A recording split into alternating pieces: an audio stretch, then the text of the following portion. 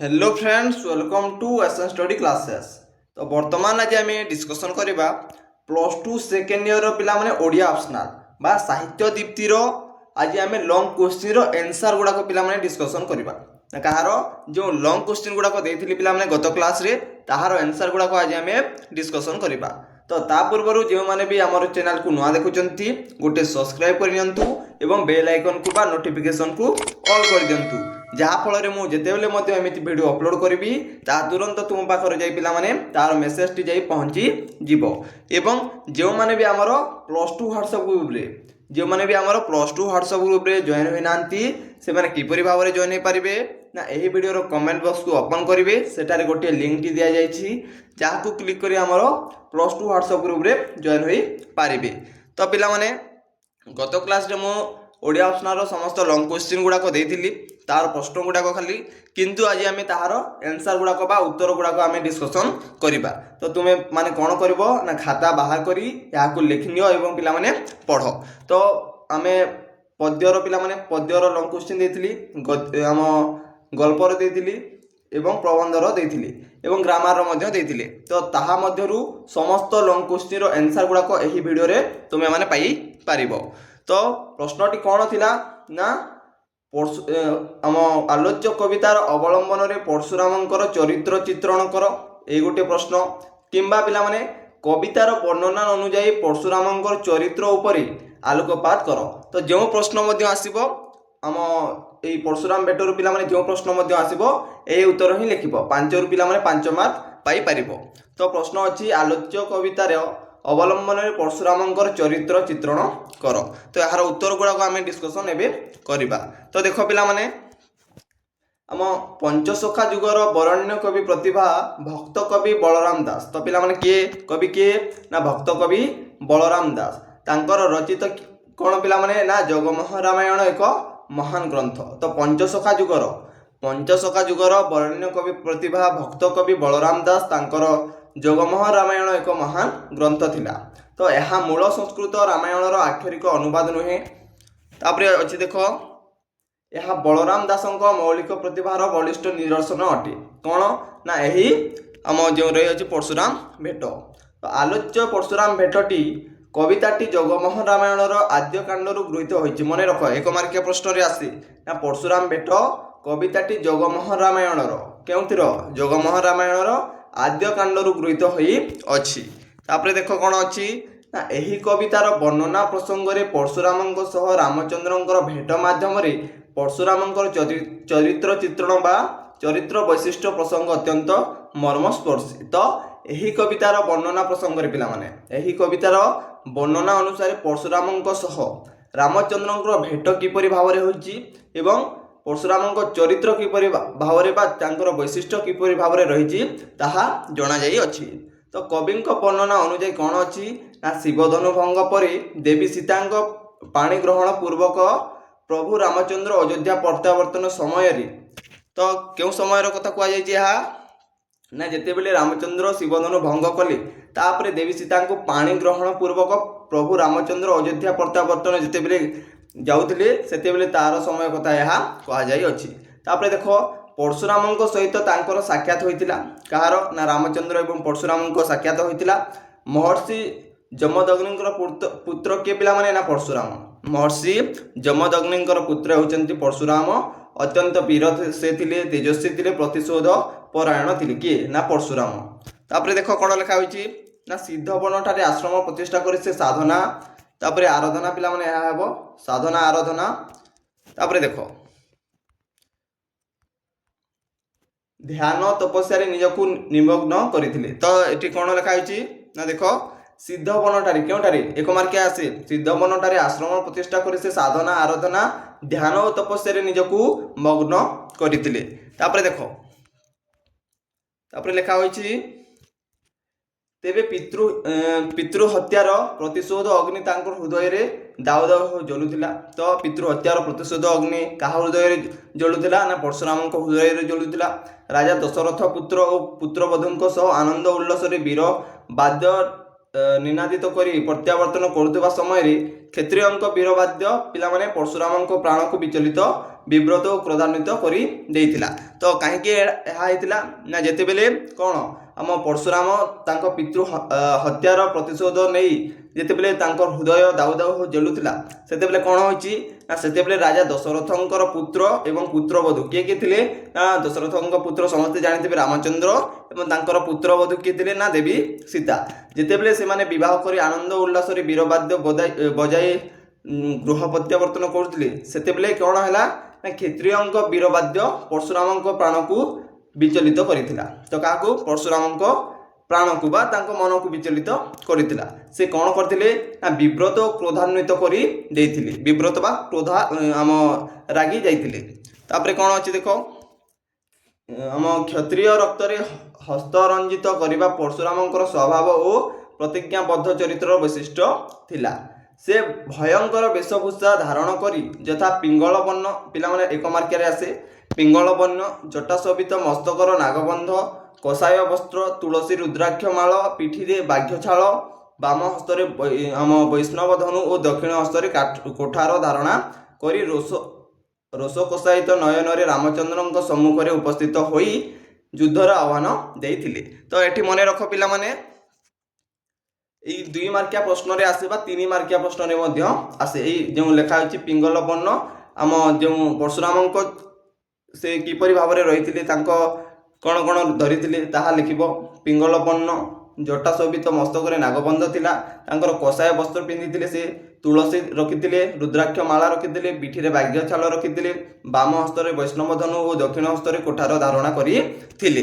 ତ ଏଠି କୁହାଯାଇଛି କ'ଣ ନା କ୍ଷତ୍ରିୟ ରକ୍ତରେ ହସ୍ତରଞ୍ଜିତ କରିବା ପରଶୁରାମଙ୍କ ସ୍ୱଭାବ ଥିଲା। ସେ ପ୍ରତିଜ୍ଞାବଦ୍ଧ ଚରିତ୍ର ବୈଶିଷ୍ଟ୍ୟ ଥିଲେ। ସେ ଭୟଙ୍କର ବେଶଭୂଷା ତାଙ୍କର ବେଶଭୂଷା କିପରି ଥିଲା ମାନେ ଏହା ଲେଖିବ। ତାଙ୍କର ବେଶଭୂଷା ଥିଲା ସେ ପିଙ୍ଗଳ ବର୍ଣ୍ଣ ଜଟା ଶୋଭିତ ମସ୍ତକରେ ନାଗବନ୍ଧ ଥିଲା ତାଙ୍କର କଷାୟ ବସ୍ତ୍ର ଥିଲା ତୁଳସୀ ରୁଦ୍ରାକ୍ଷ ମାଳା ଥିଲା ପିଠିରେ ବ୍ୟାଘ୍ର ଛାଲ ସେ ରଖିଥିଲେ ବାମ ହସ୍ତରେ ବୈଷ୍ଣବ ଧନୁ ଧରିଥିଲେ ବା ଆମ ଯେଉଁ ବିଷ୍ଣୁଙ୍କର ଧନୁ ରଖିଥିଲେ ଦକ୍ଷିଣ ହସ୍ତରେ କୋଠାର ଧାରଣ କରିଥିଲେ। ତାପରେ ଦେଖ ପିଲାମାନେ ଏହା ଗୋଟିଏ ପାରାଗ୍ରାଫ ଲେଖିନେବ ତାପରେ ନେକ୍ସଟ ପାରାଗ୍ରାଫ ଷ୍ଟାର୍ଟ କରିବ ବହୁତ କମ୍ ଅଛି। ତାପରେ ଅଛି କବି ବଳରାମ ଦାସ ରାଜା ଦଶରଥଙ୍କ ମୁଖରେ ପରଶୁରାମଙ୍କର ଚରିତ୍ରଗତ ବୈଶିଷ୍ଟ୍ୟ ବର୍ଣ୍ଣନା କରିବାକୁ ଯାଇ କହିଛନ୍ତି ଯେ ବ୍ରାହ୍ମଣ କୁଳ ସମ୍ଭୂତ ପରଶୁରାମ ହେଉଛନ୍ତି ଧ୍ୟାନସିଦ୍ଧ ପରମ ଯୋଗୀ ସୂର୍ଯ୍ୟଙ୍କ ସମତେଜସ୍ୱୀ ଅଗ୍ନି ପରି ତେଜେୟାନ ବଜ୍ର ପରି କଠିନ ତଥା କଠୋର କ୍ଷତ୍ରିୟ କୂଳ ପାଇଁ ସେ ଯମ ସଦୃଶ। ରାଜା ଦଶରଥଙ୍କର ବିନୟ ପୂର୍ଣ୍ଣ ନିବେଦନକୁ ଖଣ୍ଡନ କରି ସେ ରାମଚନ୍ଦ୍ରଙ୍କୁ ଯୁଦ୍ଧର ଆହ୍ୱାନ ଦେଇଛନ୍ତି ଶିବଧନୁ ଭଙ୍ଗ କରିବାର ପ୍ରମାଣ ତାଙ୍କୁ ନେବାର ହେବ। ତ ଏଠି କ'ଣ କୁହାଯାଇଛି କବି ବଳରାମ ଦାସ ରାଜା ଦଶରଥଙ୍କ ମୁଖରେ ପରଶୁରାମଙ୍କ ଚରିତ୍ରଗତ ବୈଶିଷ୍ଟ୍ୟ ବର୍ଣ୍ଣନା କରିବାକୁ ଯାଇ କହିଛନ୍ତି କ'ଣ ନା ପିଲାମାନେ ଏଠି ଭଲସେ ବୁଝ ନା ବଳରାମ ଦାସ କ'ଣ କହିଛନ୍ତି ଲେଖିଛନ୍ତି ପିଲାମାନେ ଦଶରଥଙ୍କ ମୁଖରେ ଲେଖିଛନ୍ତି ନା ପରଶୁରାମଙ୍କୁ ସେ କିପରି ଭାବରେ କହିଛନ୍ତି ତାହା ବର୍ଣ୍ଣନା କରାଯାଇଛି। ଯେ ଆମ ଦଶରଥ କ'ଣ କହିଛନ୍ତି ନା ବ୍ରାହ୍ମଣ କୁଳ ସମ୍ଭୂତ ପରଶୁରାମ ହେଉଛନ୍ତି ଧ୍ୟାନ ସିଦ୍ଧ ପରମ ଏବଂ ଯୋଗୀ ସୂର୍ଯ୍ୟଙ୍କ ସୂର୍ଯ୍ୟଙ୍କ ତମ ତେଜସ୍ୱୀ ଅଗ୍ନି ପରି ତେଜିୟାନ ସେ ପରଶୁରାମଙ୍କୁ ଇଏଟା କରୁଛନ୍ତି ଆମ ସାନ୍ତ୍ୱନା ଦେଉଛନ୍ତି ବଜ୍ର ପରି କଠିନ ତଥା କଠୋର କ୍ଷତ୍ରିୟ କୂଳ ପାଇଁ ସେ ଯମ ସଦୃଶ ସେ କହୁଛନ୍ତି। ରାଜା ଦଶରଥଙ୍କର ବିନୟପୂର୍ଣ୍ଣ ନିବେଦନକୁ ଖଣ୍ଡନ କରି ସେ ରାମଚନ୍ଦ୍ରଙ୍କୁ ଯୁଦ୍ଧର ଆହ୍ୱାନ ଦେଇଛନ୍ତି କିଏ ନା ପରଶୁରାମ। ଶିବଧନୁ ଭଙ୍ଗ କରିବାର ପ୍ରମାଣ ତାଙ୍କୁ ନେବାକୁ ହେବ। ତ ପ୍ରମାଣ ପିଲାମାନେ ଶିବଧନୁ ସେ ଭଙ୍ଗ କରିଛନ୍ତି ତାଙ୍କର ପ୍ରମାଣ ତାଙ୍କୁ ନେବାକୁ ହେବ। ତାପରେ ନେକ୍ସଟ ଦେଖ ରାମଚନ୍ଦ୍ର ମଧ୍ୟ ମର୍ଯ୍ୟାଦାପୂର୍ବକ ପରଶୁରାମଙ୍କର ଆହ୍ୱାନକୁ ସ୍ୱୀକାର କରି ପରଶୁରାମଙ୍କୁ ମୁଗ୍ଧଚରିତ କରି ଦେଇଛନ୍ତି। ପରଶୁରାମଙ୍କ ଚରିତ୍ରରେ ଅନୁତାପ ସ୍ନିଗ୍ଧ ଭାବ ପ୍ରସାରି ଯାଇଛି। ଅନୁତାପର ଖେଦୋକ୍ତି ପ୍ରକାଶ କରିବାକୁ ଯାଇ ସେ କହିଛନ୍ତି କ'ଣ ନା ବ୍ରାହ୍ମଣ ହୋଇ ମୁଁ କ୍ଷତ୍ରିୟ ବଧ କଲି ଅସହାୟ ଅନେକ ମନୁଷ୍ୟ ମାଇଲି। ତାପରେ ଅଛି ପିଲାମାନେ ଆଉ ଟିକିଏ ଅନୁତାପର ଅଶ୍ରୁ ତାଙ୍କୁ ସିକ୍ତ କରିଦେଇଛି। ଶ୍ରୀରାମ ନିକଟରେ ସେ ମୁକ୍ତିର କାମନା କରି ତାଙ୍କୁ ପାପଙ୍କୁ ଉଦ୍ଧାର କରିବା ପାଇଁ ନିବେଦନ କରିଛନ୍ତି। ପାପ ପିଲାମାନେ ତାର ପାପଙ୍କୁ ଉଦ୍ଧାର କରିବାକୁ ନିବେଦନ କରିছে କିଏ ନା ଶ୍ରୀରାମଙ୍କୁ କହୁଛନ୍ତି କିଏ ନା ଆମ ପରଶୁରାମ। ପ୍ରଭୁ ରାମଚନ୍ଦ୍ର ତାଙ୍କୁ ପାପମୁକ୍ତ କରି ତାଙ୍କର ନର ରକ୍ତ ରଞ୍ଜିତ ଧନୁକୁ 2 ଖଣ୍ଡ କରି ନଷ୍ଟ କରି ଦେଇଛନ୍ତି। ସେ ଯେତେବେଳେ ପରଶୁରାମ ତାଙ୍କୁ ରାମଙ୍କୁ ସେ ଧନୁଟି ଦେଇଛନ୍ତି ସେ ତାକୁ 2 ଖଣ୍ଡ କରି ଦେଇଛନ୍ତି। ପ୍ରତିଶୋଧ ପରାୟଣ ଅହଙ୍କାରୀ ପରଶୁରାମ ଋଷି ସୁଲଭ ଗୁଣାବଳୀରେ ମୂର୍ତ୍ତିମାନ ହୋଇଛନ୍ତି। ଧରାପୃଷ୍ଠରୁ କ୍ଷତ୍ରିୟ କୁଳ ନାଶର ରକ୍ତ ତାଣ୍ଡବ ଶେଷ ହୋଇଛି। ଆଲୋଚ୍ୟ କବିତାରେ ପିଲାମାନେ କବି ବଳରାମ ଦାସ ପରଶୁରାମଙ୍କ ଚରିତ୍ର ସୁନ୍ଦର ମୂଲ୍ୟାୟନ କରିଛନ୍ତି। ତ ଏତିକି ଭାବରେ ଲେଖିବ ପିଲାମାନେ 5ରୁ 5 ମାର୍କ ପାଇପାରିବ। ତାପରେ ଆମେ ନେକ୍ସଟ ପ୍ରଶ୍ନକୁ ଯିବା। ନେକ୍ସଟ ପ୍ରଶ୍ନ କ'ଣ ଥିଲା ନା ପଠିତ ଛାନ୍ଦ ଅନୁସାରେ ରାଧାଙ୍କର ହୃଦୟାବେଗର ସ୍ୱରୂପ ବର୍ଣ୍ଣନା କର ବା ଆଲୋଚ୍ୟ କବିତାକୁ ଭିତ୍ତି କରି କୃଷ୍ଣ ପ୍ରେମ ବିଧୁରା ଶ୍ରୀ ରାଧାଙ୍କର ହୃଦୟ ଅନୁଭୂତିକୁ ଆକଳନ କର ବା ରାଧାଙ୍କର ତାଙ୍କର ହୃଦୟ କିପରି ଭାବରେ ସେ ବର୍ଣ୍ଣନା କରିଛନ୍ତି ତାହା ଲେଖ। ତ ଏହାର ଉତ୍ତର ରହିବ କିପରି ଭାବରେ ତ ଲେଖିନିଅ। ଏହାର ଉତ୍ତର ପିଲାମାନେ ଆଲୋଚ୍ୟ ଧୀରେ ରାଧା କର ଧରି ଶୀର୍ଷକ କବିତାଟି କବି ଅଭିମନ୍ୟୁ ସାମନ୍ତ ସିଂହାର ବିଦଗ୍ଧ ଚିନ୍ତାମଣି କାବ୍ୟର 75ତମ ସ୍ଥାନରୁ ଉଦ୍ଧାର କରାଯାଇଅଛି। ତ ପିଲାମାନେ ମନେ ରଖ ଆଲୋଚ୍ୟ କବିତାଟି କ'ଣ ଧୀରେ ରାଧା କର ଧରି। ଏହି କବିତାଟି କିଏ ଲେଖିଛନ୍ତି ନା ଅଭିମନ୍ୟୁ ସାମନ୍ତ ସିଂହାର। ତ ଏହାକୁ ମନେ ରଖ କିଏ କେଉଁଟା ଲେଖିଛନ୍ତି ପିଲାମାନେ ତାହା ମନେ ରଖ। 1 ମାର୍କ ଆମ 2 ମାର୍କିଆରେ ଆସେ ତାହା ଲେଖ ବୋଲି 3 ମାର୍କିଆରେ ଆସେ ଏବଂ ଲଙ୍ଗ କ୍ୱେଶ୍ଚିନରେ ମଧ୍ୟ ତୁମେମାନେ ତାହା ଲେଖିବ। ତ ଧୀରେ ରାଧା କର ଧରି ଶୀର୍ଷକ କବିତାଟି କବି ଅଭିମନ୍ୟୁ ସାମନ୍ତ ସିଂହାରଙ୍କ ବିଦଗ୍ଧ ଚିନ୍ତାମଣି କାବ୍ୟର 75ତମ କେତେ 75 ପିଲାମାନେ 75ତମ ଛାନ୍ଦରୁ ଉଦ୍ଧାର କରାଯାଇଛି। ଆମ ବିଦଗ୍ଧ ଚିନ୍ତାମଣି କାବ୍ୟର 75 ଛନ୍ଦରୁ। ତାପରେ କ'ଣ ଅଛି କବି ଅଭିମନ୍ୟୁ ରାଧାକୃଷ୍ଣ ପ୍ରେମ ସମ୍ବଳିତ ଅନେକ କାବ୍ୟ କବିତା ମାନ ରଚନା କରିଛନ୍ତି। କିଏ ନା କବି ଅଭିମନ୍ୟୁ ସାମନ୍ତ ସିଂହାର ରାଧାକୃଷ୍ଣଙ୍କ ପ୍ରେମ ଅନୁସାରେ ସମ୍ବଳିତ ଅନେକ କାବ୍ୟ ସେ ରଚନା କରିଛନ୍ତି। ବିଦଗ୍ଧ ଚିନ୍ତାମଣି ଅଭିମନ୍ୟୁ ସାମନ୍ତ ସିଂହାରଙ୍କ ରାଧାକୃଷ୍ଣ ପ୍ରେମ ସମ୍ପର୍କିତ ରଚନାମାନଙ୍କ ମଧ୍ୟରେ ସର୍ବଶ୍ରେଷ୍ଠ ରସପୂର୍ଣ୍ଣ କାବ୍ୟ। ତ କେଉଁଟା ନା ବିଦଗ୍ଧ ଚିନ୍ତାମଣି ଅଭିମନ୍ୟୁ ସାମନ୍ତ ସିଂହାରଙ୍କ ରାଧାକୃଷ୍ଣ ପ୍ରେମ ରାଧା ଏବଂ କୃଷ୍ଣଙ୍କ ପ୍ରେମ ସମ୍ପର୍କିତ ରଚନାମାନଙ୍କ ମଧ୍ୟରେ ପିଲାମାନେ ଏହି ଆମ ଧୀରେ ରାଧା କର ଧରି ହେଉଛି ଶ୍ରେଷ୍ଠ କାବ୍ୟ। ତାପରେ କ'ଣ ଲେଖା ହୋଇଛି ନା କବି ରାଧାକୃଷ୍ଣଙ୍କ ପ୍ରେମ ଲୀଳାକୁ ଅପାରକୃତ ପ୍ରେମ ଭାବରେ ଚିତ୍ରଣ କରାଯାଇଛି। ଚିନ୍ତାମଣି କହିଲେ ଶ୍ରୀକୃଷ୍ଣଙ୍କୁ ବୁଝାଇଥାଏ। କାହାକୁ ଚିନ୍ତାମଣି କହିଲେ ଶ୍ରୀକୃଷ୍ଣଙ୍କୁ ବୁଝାଇଥାଏ। ତେଣୁ ଶ୍ରୀକୃଷ୍ଣ ଏଠାରେ ବିଦଗ୍ଧ ନାୟକ ହୋଇଛନ୍ତି। ଶ୍ରୀରାଧାଙ୍କର ପ୍ରେମରେ କୃଷ୍ଣ ବିଦଗ୍ଧ ପ୍ରେମିକ ହୋଇ ଯାଇଛନ୍ତି। ତାପରେ ଲେଖା ହୋଇଛି ପିଲାମାନେ ଦେଖ ନେକ୍ସଟ ପାରାଗ୍ରାଫ। ତ ଅନୁରୂପ ଭାବରେ ଶ୍ରୀରାଧା ମଧ୍ୟ କୃଷ୍ଣ ପ୍ରେମ ବିଧୁରା ବିଦଗ୍ଧ ନାୟିକା। ସମ୍ପୂର୍ଣ୍ଣ ଭାବରେ ସେ କୃଷ୍ଣଙ୍କୁ ନିଜର ତନୁ ମନ ସମର୍ପଣ କରି ଦେଇଛନ୍ତି। ତ ସମ୍ପୂର୍ଣ୍ଣ ଭାବରେ ରାଧା କୃଷ୍ଣଙ୍କୁ ନିଜର ପ୍ରେମ ବା ମନ ସମର୍ପଣ କରି ଦେଇଛନ୍ତି। ଏଠାରେ ପିଲାମାନେ ଏହା କୁହାଯାଇଛି ମାତ୍ର ଶ୍ରୀକୃଷ୍ଣ ତାଙ୍କ ପ୍ରତି ଉଦାସୀନତା ପିଲାମାନେ ଦେଖାଇଛନ୍ତି। ତାଙ୍କର ଅନୁଗ୍ରହ ଟିକିଏ ପାଇବା ଶ୍ରୀ ରାଧା ନିଜର କପାଳ ବା ଭାଗ୍ୟ ଉପରେ ଛାଡ଼ି ଦେଇଛନ୍ତି। ନିଜ ହୃଦୟର ଭାବାବେଗକୁ ସେ ଅନ୍ତରଙ୍ଗ ସଖୀ ଦୁରିତା ପାଖରେ ବ୍ୟକ୍ତ କରିଛନ୍ତି। ରାଧାଙ୍କର ହୃଦୟର ଏହି ଭାବନା ଆବେଗିକ କବି ଅତି ଚମତ୍କାର ଭାବରେ ପିଲାମାନେ ବର୍ଣ୍ଣନା କରି ଯାଇଛନ୍ତି। ତାପରେ ସେ ଟିକିଏ ଲେଖିଛନ୍ତି କ'ଣ ନା ଶ୍ରୀଚରଣ ଦେହ ପ୍ରାଣ ବିକିଅଛି ମୋହିତ ତାଙ୍କ ଅନୁଗ୍ରହ ସିନା ମୋ କପାଳ ଲିହିତ ଦ୍ୟୁତିକ ଧନକୁ କହ ଆନ ଗତି ନାହିଁ ତ। ତ ପିଲାମାନେ ଏହାକୁ ଲେଖିବ ଏବଂ ତାପରେ ଲେଖିବ କ'ଣ ଶ୍ରୀରାଧା ସମ୍ପୂର୍ଣ୍ଣ ଭାବରେ ପ୍ରିୟତମଙ୍କ ଶ୍ରୀଚରଣରେ ଦେହ ପ୍ରାଣ ସମର୍ପଣ କରିଦେଇଛନ୍ତି। କାହା ପାଖରେ ନା ଶ୍ରୀକୃଷ୍ଣଙ୍କ ପାଖରେ ରାଧା ସମ୍ପୂର୍ଣ୍ଣ ଭାବରେ ତାଙ୍କର ଦେହ ପ୍ରାଣ ସମର୍ପଣ ଇତ୍ୟାଦି କରିଦେଇଛନ୍ତି। ତାପରେ ନିଜର ନିଜସ୍ୱ ଯାହା ତାହା ସେ ଅନାବିଳ ହୃଦୟରେ ପ୍ରେମାସ୍ପଦକୁ ଅର୍ପଣ କରି ତାଙ୍କର ପ୍ରେମାନୁଗ୍ରହ ପାଇଁ ଅପେକ୍ଷାମାନ। ମାତ୍ର ତାଙ୍କର ଅନୁଗ୍ରହ ପାଇବା ଶ୍ରୀରାଧାଙ୍କର ଆୟତ୍ତେ ନାହିଁ। ତେଣୁ ତାକୁ ସେ ନିଜର କପାଳ ବା ଭାଗ୍ୟ ଉପରେ ଛାଡ଼ି ଦେଇଛନ୍ତି। କିଏ ନା ରାଧା। ତାପରେ ପିଲାମାନେ ଦେଖ ଜଳ ବିନା ମାଛ ଓ ଚନ୍ଦ୍ର ବିନା ଚୋକର ପରି କୃଷ୍ଣଙ୍କ ବିହୁନରେ ସେ ଯନ୍ତ୍ରଣା ଜର୍ଜରିତ। ନିଜ ହୃଦୟର ବ୍ୟଥାକୁ ସେ ପ୍ରିୟ ଦୂତିକା ନିକଟରେ ବ୍ୟକ୍ତ କରିଛନ୍ତି। କିଏ ନା ନିଜ ହୃଦୟର ବ୍ୟଥାକୁ ସେ ପିଲାମାନେ ଦୂତିକା ବା ଦୂତି ଯେଉଁ କହନ୍ତି ତାଙ୍କ ନିକଟରେ ସେ ବ୍ୟକ୍ତ କରିଛନ୍ତି। ତାପରେ ପିଲାମାନେ ଦେଖ ଚନ୍ଦ୍ର ବିନା ଚୋକରକୁ ଆନଗତି ନାହିଁକି ବନ ବିନା ମିନ ଦିନ ନେ ପୁଣି କାହିଁକି।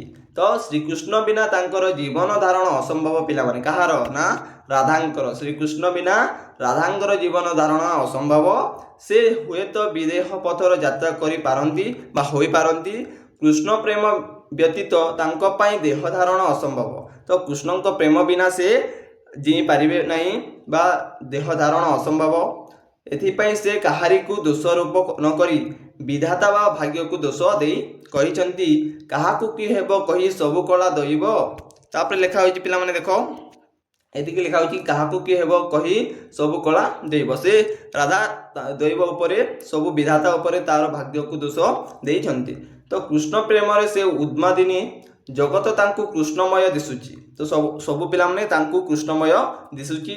ନିଜର ବିରହ ଯନ୍ତ୍ରଣା ପାଇଁ ସେ ଯେତେ ଚିନ୍ତା ନ କରନ୍ତି, ଅନୁରୂପ ଭାବରେ କୃଷ୍ଣଙ୍କ ବିଚ୍ଛେଦ ଯନ୍ତ୍ରଣା ନେଇ ସେ ବ୍ୟସ୍ତ ହୋଇ ପଡ଼ିଛନ୍ତି। ତାଙ୍କ ପ୍ରେମରେ ପିଲାମାନେ କୃଷ୍ଣ ହୁଏତ ସମଦଶା ପ୍ରାପ୍ତ ହୋଇଥିବେ, ଏହି ଆଶଙ୍କାରେ ସେ କୃଷ୍ଣଙ୍କୁ ପ୍ରେମ ଲୋଭିନୀ ଭାବିବାକୁ ଦୂତି ନିବେଦନ କରିଛନ୍ତି। ତାପରେ ପିଲାମାନେ ଲେଖିବ ଦେଖ, ଦୂତିକୁ କୃଷ୍ଣର ପ୍ରେମ ଲୋଭ ରୀତି ଭାଙ୍ଗିବ, ନହିଲେ ମୋହରି ପରା ପ୍ରେମଭୂତ ଲାଗିବ। ତ ଶ୍ରୀକୃଷ୍ଣ ଏକଦା କହିଥିଲେ ଯେ ବିରହ କୋଟିଏ ନାଗସାପର ଦଂଶନ ଠାରୁ ମଧ୍ୟ ଆହୁରି ଯନ୍ତ୍ରଣାଦାୟକ। ତ କ'ଣ କହିଛନ୍ତି ଶ୍ରୀକୃଷ୍ଣ ପିଲାମାନେ କହିଥିଲେ ନା ବିରହ କୋଟିଏ ନାଗସାପର ଦଂଶନ ଠାରୁ ମଧ୍ୟ ଆହୁରି ଯନ୍ତ୍ରଣାଦାୟକ। ମାତ୍ର ସେ ଏବେ ଶ୍ରୀରାଧାଙ୍କୁ ବିରହ ଅନଳରେ ଛଟପଟ କରୁଛନ୍ତି। ବିରହ ମାନେ କ'ଣ ପିଲାମାନେ? ନା ବିଷ। ବିରହ କୋଟିର ନାଗସାପର ଦଂଶନ ଠାରୁ ମଧ୍ୟ ଆହୁରି ଯନ୍ତ୍ରଣାଦାୟକ। ମାତ୍ର ସେ ଏବେ ଶ୍ରୀରାଧାଙ୍କୁ ବିରହ ଅନଳରେ ଛଟପଟ କରୁଛନ୍ତି। ପ୍ରିୟତମ ଶ୍ରୀକୃଷ୍ଣ ଓ ଶ୍ରୀରାଧାଙ୍କ ମଧ୍ୟରେ ଯେଉଁ ପ୍ରେମ ବୀଜର ଅଙ୍କୁରୋଦଗମ, ତ ପିଲାମାନେ ଅଙ୍କୁରୋଦଗମ ହୋଇଛି, କୃଷ୍ଣ ପ୍ରେମଦ ବିନା ତାହା ବଞ୍ଚିପାରିବ ନାହିଁ। ତାପରେ ଦେଖ ପିଲାମାନେ, ଘନଶ୍ୟାମ ଗୁଣେ କୃଷ୍ଣଙ୍କୁ ସେ ପାଇଥିଲେ, ମାତ୍ର ତାଙ୍କର ପ୍ରେମରସ ବିନା ପ୍ରେମ କୃଷ୍ଣ ଜ୍ୟେଷ୍ଠ ମାସର ଉତ୍ତାପ ସମ ଦଦିଗ୍ଧୀଭୂତ ହୋଇଛି। ତ ଦୁର୍ଯୋଗ ରୂପୀ ବତାସ ଘନଶ୍ୟାମ ରୂପୀ ମେଘକୁ ବହୁତ ଦୂରକୁ ନେଇଯାଇଛି। ତାପରେ ଦେଖ, ତେଣୁ ସେ କୃଷ୍ଣଙ୍କୁ ପାଇବା ଆଶା ତ୍ୟାଗ କରି ତାଙ୍କଠାରୁ ବିଦାୟ ପଦରଜ ପ୍ରାର୍ଥନା କରିଛନ୍ତି। ଦେବତା ବାଞ୍ଛିତ କୃଷ୍ଣ ପଦରଜା ବ୍ରହ୍ମା ଶିବଙ୍କୁ ମଧ୍ୟ ଦୁର୍ଲଭ କହିଛନ୍ତି। କୃଷ୍ଣଙ୍କୁ ନ ପାଇଲେ ମଧ୍ୟ ତାଙ୍କର ପଦଧୂଳି ପ୍ରାପ୍ତ ହେଲେ ରାଧା ସମସ୍ତ ପୁଣ୍ୟ ଫଳକୁ ପ୍ରାପ୍ତ ହେବେ ବୋଲି ସେ ଆଶା ପୋଷଣ କରିଛନ୍ତି। କିଏ ପିଲାମାନେ? ନା ରାଧା ଏଠି କହିଛନ୍ତି ନା କୃଷ୍ଣଙ୍କୁ ନ ପାଇଲେ ମଧ୍ୟ ତାଙ୍କର ପାଦଧୂଳି ମୁଁ ପାଇବି ତାହା ଆଶା କରୁଛି।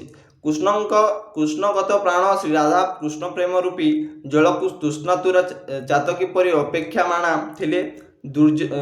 ଦୁର୍ଯୋଗ ବାତାସରେ ସେହି ଘନଶ୍ୟାମ ଦୂରେଇ ଯିବାରୁ ତାଙ୍କର ପିଶାଚୀ ବାତକୀ ଚିତ୍ତା ଦହିଲା ବୋଲି ପିଲାମାନେ କବି ବର୍ଣ୍ଣନା କରିଛନ୍ତି।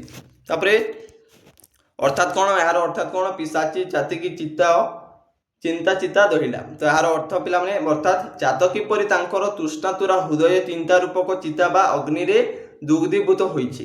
ପ୍ରେମର ଗୋଳାପ ତୋଳୁ ତୋଳୁ ସେ କଣ୍ଠରେ ପିଲାମାନେ କ୍ଷତାକ୍ତ ହୋଇଛନ୍ତି। ମିଳନରେ ହୃଦୟର ଯେଉଁ ପୁଳକ ଥିଲା, ବିଚ୍ଛେଦରେ ସେ ଏବେ ସହସ୍ର ନାଗସାପ ଭଳି ତାଙ୍କୁ ଦର୍ଶନ କରୁଛି। ତାପରେ ଅନ୍ୟ ପକ୍ଷରେ ପ୍ରିୟତମ ଶ୍ରୀକୃଷ୍ଣ ହୃଦୟକୁ ପଥର ପରି ଟାଣ କରି ଦେଇ ପିଲାମାନେ ତାଙ୍କର କଥା ଥରୁଟିଏ ମଧ୍ୟ ଶ୍ରୁତି ପଥରେ ତାପରେ ଲେଖା ହୋଇଛି କ'ଣ?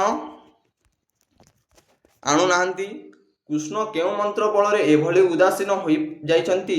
ଶ୍ରୀରାଧା ସେହି ପ୍ରେମ ଛଡ଼ା ମନ୍ତ୍ର ପାଇଁ ପିଲାମାନେ କାମନା କରି ଦୂତି ପାଖରେ ନିଜର ହୃଦୟ ଯନ୍ତ୍ରଣାକୁ ବ୍ୟକ୍ତ କରିଛନ୍ତି। ତାପରେ ପିଲାମାନେ ଅଛି, କୃଷ୍ଣ ବିରହ ଅନଳରେ ହୃଦୟ ତାଙ୍କର ଦୁଗ୍ଧୀଭୂତ ମୋହନଙ୍କ ନାମ ଉଚ୍ଚାରଣ କରି ଶେଷରେ ସେ ମୋହପ୍ରାପ୍ତ ହୋଇଯାଇଛନ୍ତି ଏବଂ ବାସ୍ତବରେ ଶ୍ରୀରାଧାଙ୍କର ଏହି କୃଷ୍ଣ ବିଚ୍ଛେଦ ଜନିତ ହୃଦୟର କରୁଣ ଅଭିବ୍ୟକ୍ତ ପିଲାମାନେ ଅତ୍ୟନ୍ତ ମର୍ମସ୍ପର୍ଶୀ ଅଟେ। ତ ଏଥିରେ କ'ଣ କୁହାଯାଇଛି? ନା ରାଧା ଏବଂ କୃଷ୍ଣଙ୍କ ଅଳକା ହେବାର ପିଲାମାନେ ଏହା ବର୍ଣ୍ଣନା କରାଯାଇଅଛି। ତାପରେ ନେକ୍ସଟ ପ୍ରଶ୍ନ ଦେଖ, ତ ସେଇଟା ଥିଲା ପିଲାମାନେ ପଦ୍ୟର ଆମେ ଡିସ୍କସନ୍ କଲେ। ଏବେ ପିଲାମାନେ ଆମେ ପ୍ରବନ୍ଧର ଡିସ୍କସନ୍ କରିବା। କ'ଣ? ପ୍ରବନ୍ଧ ପିଲାମାନେ। ତ ଦେଖ, ପ୍ରଶ୍ନଟି ହେଲା, ସତ୍ୟମେବ ଜୟତେ ଏକ ବ୍ୟଙ୍ଗାତ୍ମକ ରଚନା, ଏହା ପ୍ରମାଣ କର। ତ ପ୍ରଶ୍ନଟି ପଚାରିଛି କ'ଣ? ସତ୍ୟମେବ ଜୟତେ ଏକ ବ୍ୟଙ୍ଗାତ୍ମକ ରଚନା, ତାହା ପ୍ରମାଣ କର। ତ ଏଠି ଲେଖା ହୋଇଛି, ଓଡ଼ିଆ ପ୍ରବନ୍ଧ ସାହିତ୍ୟର ବିକାଶ ଧାରାରେ ଯେଉଁ କେତେ ଜଣ ବିଶିଷ୍ଟ ପ୍ରତିଭା, ସେମାନଙ୍କର ସ୍ୱତନ୍ତ୍ର ଉପସ୍ଥାପନା ଶୈଳୀ, ବ୍ୟଙ୍ଗାତ୍ମକ ଦୃଷ୍ଟିଭଙ୍ଗୀ ପାଇଁ ଓଡ଼ିଆ ପାଠକ ପାଖରେ ପିଲାମାନେ ଖୁବ୍ ସ୍ମରଣୀୟ। ସେହିମାନଙ୍କ ମଧ୍ୟରୁ ପ୍ରାବନ୍ଧିକ ଗୋବିନ୍ଦ ତ୍ରିପାଠୀ। କିଏ? ଏହି ସତ୍ୟମେବ ଜୟତେର ପ୍ରାବନ୍ଧିକ କିଏ ପିଲାମାନେ? ଗୋବିନ୍ଦ ତ୍ରିପାଠୀ। ତ ଗୋବିନ୍ଦ ତ୍ରିପାଠୀ ଅନ୍ୟତମ ଶ୍ରେଷ୍ଠ ବ୍ୟକ୍ତିତ୍ୱ ଓ ଜଣେ ବହୁ ପ୍ରଶଂସିତ ପ୍ରତିଭା ଭାବରେ ପରିଚିତ ହୋଇଛନ୍ତି। ପରିମାଣାତ୍ମକ ଦୃଷ୍ଟିରୁ ନୁହେଁ ବରଂ ଗୁଣାତ୍ମକ ଦୃଷ୍ଟିରୁ ସେ ଓଡ଼ିଆ ପ୍ରବନ୍ଧ ଜଗତର ଜଣେ ପିଲାମାନେ ଅନ୍ୟାନ୍ୟ ସ୍ରଷ୍ଟା ଭାବରେ ସେ ପରିଚିତ। ବ୍ୟକ୍ତିନିଷ୍ଠ ପ୍ରବନ୍ଧ ତଥା ରମ୍ୟ ରଚନା ଲେଖକ ଭାବରେ ସେ ବେଶୀ ଖ୍ୟାତ ହୋଇଛନ୍ତି। ତାପରେ ହାସ୍ୟାତ୍ମକ ଓ ବ୍ୟଙ୍ଗାତ୍ମକ ରୀତିରେ ବିଷୟବସ୍ତୁ ବର୍ଣ୍ଣନା ତାଙ୍କ ପ୍ରବନ୍ଧର ମୁଖ୍ୟ ବିଶେଷତ୍ୱ ଭାବରେ ଗ୍ରହଣ କରାଯାଇଛି। ତାପରେ ଲେଖିବ କ'ଣ, ସେ କ'ଣ କ'ଣ ଲେଖିଛନ୍ତି ତାପରେ ଟିକେ ଲେଖିଦେବ ସେୟା। ତାଙ୍କ ସ୍ମରଣୀୟ ସୃଷ୍ଟି ଗୁଡ଼ିକ ମଧ୍ୟରୁ ପିଲାମାନେ ବଟୁଆ, କଖାରୁ ଫୁଲ, ଆକାଶ କଇଁଆ, ଛୋଟ କଥାଟିଏ, ଅଦା ବେପାର, କଳା ଧଳା, ଟୋକା ବୁଢ଼ା, କଂସାରୀ ଘର ପାରା, ନୈତିକତା ବ୍ୟାପାର, ଶିବ ପାର୍ବତୀ ଆଦି ଅନ୍ୟତମ ପିଲାମାନେ ସେ ଲେଖିଛନ୍ତି। ତାଙ୍କ ପିଲାମାନେ ଆମ ସ୍ମରଣୀୟ ବା ପ୍ରବନ୍ଧ ଗୁଡ଼ିକ ପିଲାମାନେ ଏହା ଲେଖିଦିଅ। ବଟୁଆ, କଖାରୁ ଫୁଲ, ଆକାଶ କଇଁଆ, କଥାଟିଏ, ଛୋଟ କଥାଟିଏ, ଅଦା ବେପାର, କଳା ଧଳା ପିଲାମାନେ, ଟୋକା ବୁଢ଼ା, କଂସାରୀ ଘରର ପାରା, ନୈତିକତା ବ୍ୟାପାର, ଶିବ ପାର୍ବତୀ ଆଦି ଅନ୍ୟତମ ସେ ରଚନା କରିଛନ୍ତି। କିଏ ପିଲାମାନେ? ଗୋବିନ୍ଦ ତ୍ରିପାଠୀ। ତାପରେ ଲେଖିବ କ'ଣ, ଆଲୋଚ୍ୟ ସତ୍ୟମେବ ଜୟତେ ତାଙ୍କର ଏକ ସାର୍ଥକ ପ୍ରବନ୍ଧ। ପିଲାମାନେ ଏହା ପ୍ରବନ୍ଧ, ଆମ କବିତା ଲେଖିବ ନାହିଁ, ଏହା ହେଉଛି ପ୍ରବନ୍ଧ। ଆଲୋଚ୍ୟ ସତ୍ୟମେବ ଜୟତେ ତାଙ୍କର ଏକ ସାର୍ଥକତା ପ୍ରବନ୍ଧ। ଏହି ପ୍ରବନ୍ଧଟି ତାଙ୍କର ଓଡ଼ିଆ ସାହିତ୍ୟ ଏକାଡେମୀ ଦ୍ୱାରା ପିଲାମାନେ ପ୍ରକାଶିତ ହୋଇଅଛି। ଗୋବିନ୍ଦ ତ୍ରିପାଠୀ ପ୍ରବନ୍ଧ ବଳିରୁ ଗୃହୀତ ପିଲାମାନେ। କେଉଁଥିରୁ ନା ଏହି ପ୍ରବନ୍ଧଟି ତାଙ୍କର ଓଡ଼ିଆ ସାହିତ୍ୟ ଏକାଡେମୀ ଦ୍ୱାରା ପ୍ରକାଶିତ ଗୋବିନ୍ଦ ତ୍ରିପାଠୀ ପ୍ରବନ୍ଧାବଳୀରୁ ଗୃହୀତ ହୋଇଅଛି। ଏଥିରେ ସତ୍ୟମେବ ଜୟତେ ବୋଲି କଥାଟିଏ ଦୋହାଇ ଦେଇ ଆଧୁନିକ ମଣିଷ କିପରି ଭାବରେ ଅସତ୍ୟର ଅନୁସରଣ କରିଛନ୍ତି ତାହାର ବ୍ୟଙ୍ଗାତ୍ମକ ବିଚାର ପ୍ରାବନ୍ଧିକ ସୁନ୍ଦର ଭାବରେ ପିଲାମାନେ କହି ଅଛନ୍ତି। ପ୍ରାବନ୍ଧିକଙ୍କ ବର୍ଣ୍ଣନା, ଉପସ୍ଥାପନା ଓ ବିଷୟାଲୋଚନା ପ୍ରବନ୍ଧଟିକୁ ବେଶ ରୁଚିପୂର୍ଣ୍ଣ କରାଯାଇଅଛି। ତାପରେ ସତ୍ୟମେବ ଜୟତେର ଅର୍ଥ ସତ୍ୟର ହିଁ ଜୟ ହୋଇଥାଏ। ଆମର ରାଜନୀତି, ଧର୍ମନୀତି ଓ ସମାଜନୀତିରେ ଏ କଥାର ପ୍ରବଳ ବିଜୟ। ପ୍ରାବନ୍ଧିକ ବୁଝାଇବାକୁ ଚାହୁଁଛନ୍ତି ଯେ ଯଦି ଦୁଇ ବ୍ୟକ୍ତି ଭିତରେ ମତାନ୍ତର ହୁଏ ତେବେ ବିଚାର କରିବା ପାଇଁ କିଛି ଲୋକଙ୍କୁ ଡକାଯିବା ହେଲେ ସେମାନେ ଯଦି କୌଣସି କାରଣରୁ ଅସତ୍ୟର ସପକ୍ଷରେ ଯୁକ୍ତି ବାଢ଼ନ୍ତି ତେବେ କାହାର ଜୟ ହେବ? ନା ସତ୍ୟର ନା ଅସତ୍ୟର? ନିଶ୍ଚିତ ଭାବରେ ତୁମେମାନେ ବୁଝିପାରୁଥିବ। ଯାହା ସତ୍ୟ ତାହା ହିଁ ଇନ୍ଦ୍ରିୟ ଗ୍ରାହ୍ୟ। ଯାହା ଆଖିରେ ଦେଖୁଛ, କାନରେ ଶୁଣୁଛ, ଅଙ୍ଗେ ନିଭାଉଛ, ପାଟିରେ ଚାଖୁଛ, ନାକରେ ଶୁଙ୍ଗୁଛ, ବୁଦ୍ଧିରେ ଜାଣିପାରୁଛ ତାହା ହିଁ ସତ୍ୟ ପିଲାମାନେ।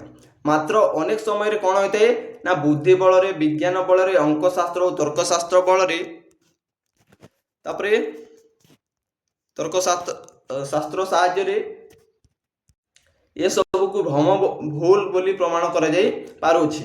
ତେଣୁ ପ୍ରାବନ୍ଧିକ ନାନା ଉଦାହରଣ ଦେଇ ଏହାକୁ ବ୍ୟଙ୍ଗ କରିଛନ୍ତି ବା ବ୍ୟଙ୍ଗ କରିଛନ୍ତି। କ'ଣ କ'ଣ ନା ବିନୋବାଜୀ ଓ ମହାତ୍ମାଜୀଙ୍କ ପଦଯାତ୍ରା ବି ବିଜ୍ଞାନ ବଳରେ କିପରି ମାଟି ସ୍ପର୍ଶ ବିନା ସମ୍ଭବ ତାହା ପ୍ରାବନ୍ଧିକ ଆଲୋଚନା କରିଛନ୍ତି। ଅତୀତର ବଣୁଆ ମଣିଷ ଆଧୁନିକ ହେଲା ପରେ ତାର ବାହ୍ୟ ପରିବର୍ତ୍ତନ ହୋଇଛି ସତ, ମାତ୍ର ତାର ଅନ୍ତର କ୍ଷେତ୍ରରେ କିଛି ବି ପିଲାମାନେ ବଦଳି ନାହିଁ। ତାପରେ ବଳ ଥିଲେ ଏଇ ମୂଳକର ଅଧିକାରୀ ହୋଇପାରିବ, ଏହି ମାନସିକତା ଏବେ ବି ମଣିଷକୁ ପିଲାମାନେ ଗ୍ରାସ କରିଅଛି। ତ ବଳ ଥିଲେ ଏଇ ମୂଳକର ଅଧିକାରୀ ହୋଇପାରିବ। ତ ପିଲାମାନେ ବଳ କଥା ଏଠାରେ କୁହାଯାଇଛି। ତ ସେ ଦେହର ବଳ ହେଉ ଅଥବା ବୁଦ୍ଧିର ବଳ ହେଉ, ବଳ ଦ୍ୱାରା ଏହି ସଂସାରକୁ ଆୟତ୍ତ କରିହେବ। ତେଣୁ କଳେ ବଳେ କୌଶଳେ ପିଲାମାନେ ସତକୁ ମିଛ କରିବାରେ ଏହି ମଣିଷ ଅଛନ୍ତି। ତ ସତକୁ ପିଲାମାନେ ବଳ ଦ୍ୱାରା ମିଛ କରିପାରନ୍ତି। ତାପରେ ଲେଖିବ କ'ଣ, ଉପରକୁ ସତ୍ୟମେବ ଜୟତେ କବି ବି ଭିତରେ ନାନା କବି ନାହିଁ କହି ଉପରକୁ ସତ୍ୟମେବ ଜୟତେ କହି ବି ପିଲାମାନେ ଭିତରେ ନାନା ଅସତ୍ୟର ପନ୍ଥା ଅବଲମ୍ବନ କରୁଛି ଏହି ଆଧୁନିକ ମଣିଷ। ଯେଉଁ ମଣିଷ ଦିନେ ସରଳ ଆଚରଣରେ କାହାକୁ ହତ୍ୟା କରି ନିଃସଙ୍କୋଚ ଭାବରେ ଥାନାରେ ପହଞ୍ଚି କହୁଥିଲା ୟାକୁ ମୁଁ ମାରିଛି, ସେ ଆଜି କ'ଣ କହୁଛି? ସେ ଏବେ ସେହି ସରଳତାକୁ ପିଲାମାନେ ପରିହାର କରି ସତ୍ୟକୁ ଲୁଚାଇବାର ପିଲାମାନେ କଳା ଜାଣି ଓକିଲ ଦେଇ ସତ୍ୟଟିକୁ ମିଛରେ ରୂପାନ୍ତରିତ କରି ପାରୁଛି। ତ ଏହାକୁ ଭଲସେ ଦେଖ। ଉପରକୁ ସତ୍ୟମେବ ଜୟତେ କହି ବି ପିଲାମାନେ ଭିତରେ ନାନା ଅସତ୍ୟର ପନ୍ଥା ଅବଲମ୍ବନ କରୁଛି। ତ ଉପରକୁ ମାନେ ମନ ଭିତରେ ପିଲାମାନେ ମିଛ କହୁଛି, କିନ୍ତୁ ଉପରେ ପିଲାମାନେ କ'ଣ କହୁଛି? ସତ୍ୟମେବ ଜୟତେ। ଏବଂ ଭିତରେ କ'ଣ କହୁଛି? ଅସତ୍ୟର ପନ୍ଥା ଅବଲମ୍ବନ କରୁଛି ଏହି ଆଧୁନିକ ମଣିଷ ଆମେମାନେ ପିଲାମାନେ। ଯେଉଁ ମଣିଷ ଦିନେ ସରଳ ଆଚରଣରେ କାହାକୁ ହତ୍ୟା କରି ନିଃସଙ୍କୋଚ ଭାବରେ ପିଲାମାନେ ଥାନାକୁ ଯାଇ କହୁଥିଲା ନା ୟାକୁ ମୁଁ ମାରିଛି। କିନ୍ତୁ ବର୍ତ୍ତମାନ କ'ଣ ହେଉଛି ନା ବର୍ତ୍ତମାନ ଆମ ଓକିଲମାନଙ୍କୁ ନେଇ ସେ ସତ୍ୟକୁ ମିଛରେ ପରିବର୍ତ୍ତନ କରୁଛି।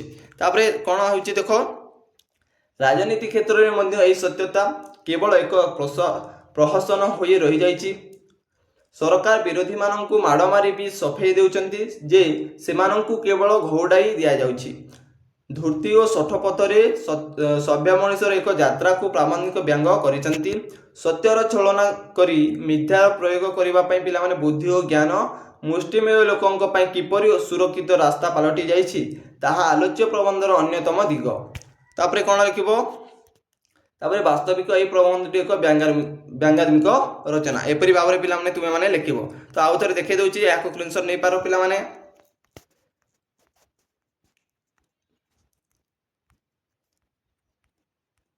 तो देख या पिलाମାନେ तापर आम नेक्स्ट प्रश्न को जीवा कहीं ना बहुत किसी लंग क्वेश्चन डिस्कसन करार अच्छी तो से खाली पढ़ी दूसरी। तापर पिलाମାନେ छोट ही सुंदर प्रबंधर मौलिक समीक्षा कर किंबा प्रश्न पिलाମାନେ छोट ही सुंदर प्रबंधर अभिमुख्य आकलन कर। तो यह मोस्ट इंपोर्टेंट प्रश्न, छोट ही सुंदर प्रबंधर अभिमुख्य आकलन कर। तो देख प्रथम लिखिब तार इंट्रोडक्शन टिके, तापर पिलाମାନେ लिखिब आम पॉइंट माने। तो पिलाମାନେ जदि अक्षर बारी पारुन तेज मुझे पढ़ी दूसरी, यहाँ शुणिकी लिखिपार। तो प्राबंधिक शरद कुमार महांती आधुनिक ओडिया साहित्यर जड़े बलिष्ठ स्रष्टा। तो किए प्रबंध किए पिलाମାନେ, यहाँ गोटे प्रबंध छोट ही सुंदर गोटे प्रबंध, यार प्राबंधिक किए ना शरद कुमार महांती। तो प्राबंधिक शरद कुमार महांती आधुनिक ओडिया साहित्यर जड़े पिलाମାନେ बलिष्ठ स्रष्टा। विज्ञान दर्शन आध्यात्मिकता और सांस्कृतिक चेतना को आधार कर से अनेक गुड़िए प्रबंध रचना करते। तो किपरि भाव ना जड़े बलिष्ठ स्रष्टा थे किए ना शरद कुमार महांती। से विज्ञान दर्शन आध्यात्मिकता और संस्कृति को तार चेतना को आधार कर पिलाମାନେ से अनेक गुड़िए प्रबंध रचना करछंती। तापरे देखो कौन लिखा होची ना उच्च भावना स्वच्छल अभिव्यक्ति और गभीर मनशीलता तांकर सृष्टि विचित्र प्रमाण देई थाए। गांधी मनीष अस्तित्ववादर पिलाମାନେ मर्म कथा, ग्रीक जातिर जीवन कथा इत्यादि तांकर केतोटी बलिष्ठ कृति रही अछि। तो तांकर कौन कौन कृति रही अछि ना ग्रीक जातिर जीवन गाथा एवं आम गांधी मनीष अस्तित्ववादर मर्म कथा। तापरे देखो आलोच्य छोट ही सुंदर प्रबंध रे प्राबंधिक विज्ञानर अत्यधिक यांत्रिकता और वस्तुवादिता किभली क्षतिकारक ताहा वर्णना करिसेंती। तो यही आलोच्य आम प्रबंध रे प्राबंधिक किए शरद कुमार महांती कौन वर्णना करिसेंती ना से छोट ही सुंदर प्रबंध रे प्राबंधिक वर्णना करिसेंती जे विज्ञानर अत्यधिक यांत्रिकता और वस्तुवादिता किभली भाव क्षतिकारक करुछि ताहा से एही प्रबंध रे वर्णना करिसेंती। एपरि भाव रे पिलाମାନେ इंट्रोडक्शन लिखिबो, तापरे तार पॉइंट को जीवो। तो तापरे लिखिबो पिलाମାନେ देखो विंश शताब्दी आरंभ विज्ञान रहस्यवाद आड़ को पिलाମାନେ ढलिछि। तो टिके कलरिंग दिसुनी बोधे पिलाମାନେ व्हाइट तो दिसुनी, तो रेड कर देबो। तो विंश शताब्दी आरंभ विज्ञान रहस्यवाद आड़ को ढलिछि। एथि सहित विज्ञान दृष्टि मध्य सामग्रिक भाव जगत अभिमुख्य होइछि। पूर्वरु विज्ञान सहित थिबा रहस्यवादर अहिनकूल संपर्क क्रमे दूरीभूत होइछि पिलाମାନେ। रहस्यवाद कहे चेतना होइछि मूल सत्ता, यह पदार्थ नुहे। ब्रह्मांडर भित्ति और सार सत्ता होइछि चेतना। तो या लेख। तापरे अछि कोन ना विज्ञान मध्य एबे यह स्वीकार करुछि तेबे केवल तेबे पिलाମାନେ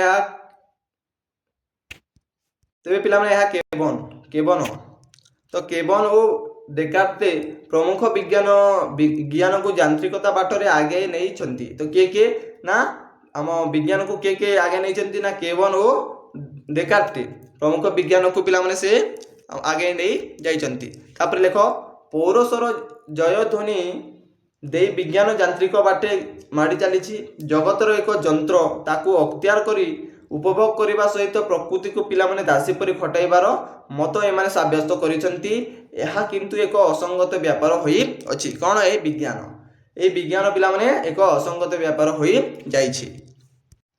तो ସମସ୍ତେ ଏଇ ଅକ୍ଷର ଗୁଡ଼ାକ ପିଲାମାନେ ବାରି ପାରୁଥିବେ। ତ ମୁଁ ଏହା ପଢ଼ି ବି ଦେଉଛି, ଏହାକୁ ଶୁଣି ପିଲାମାନେ ତୁମେମାନେ ଲେଖିପାରିବ।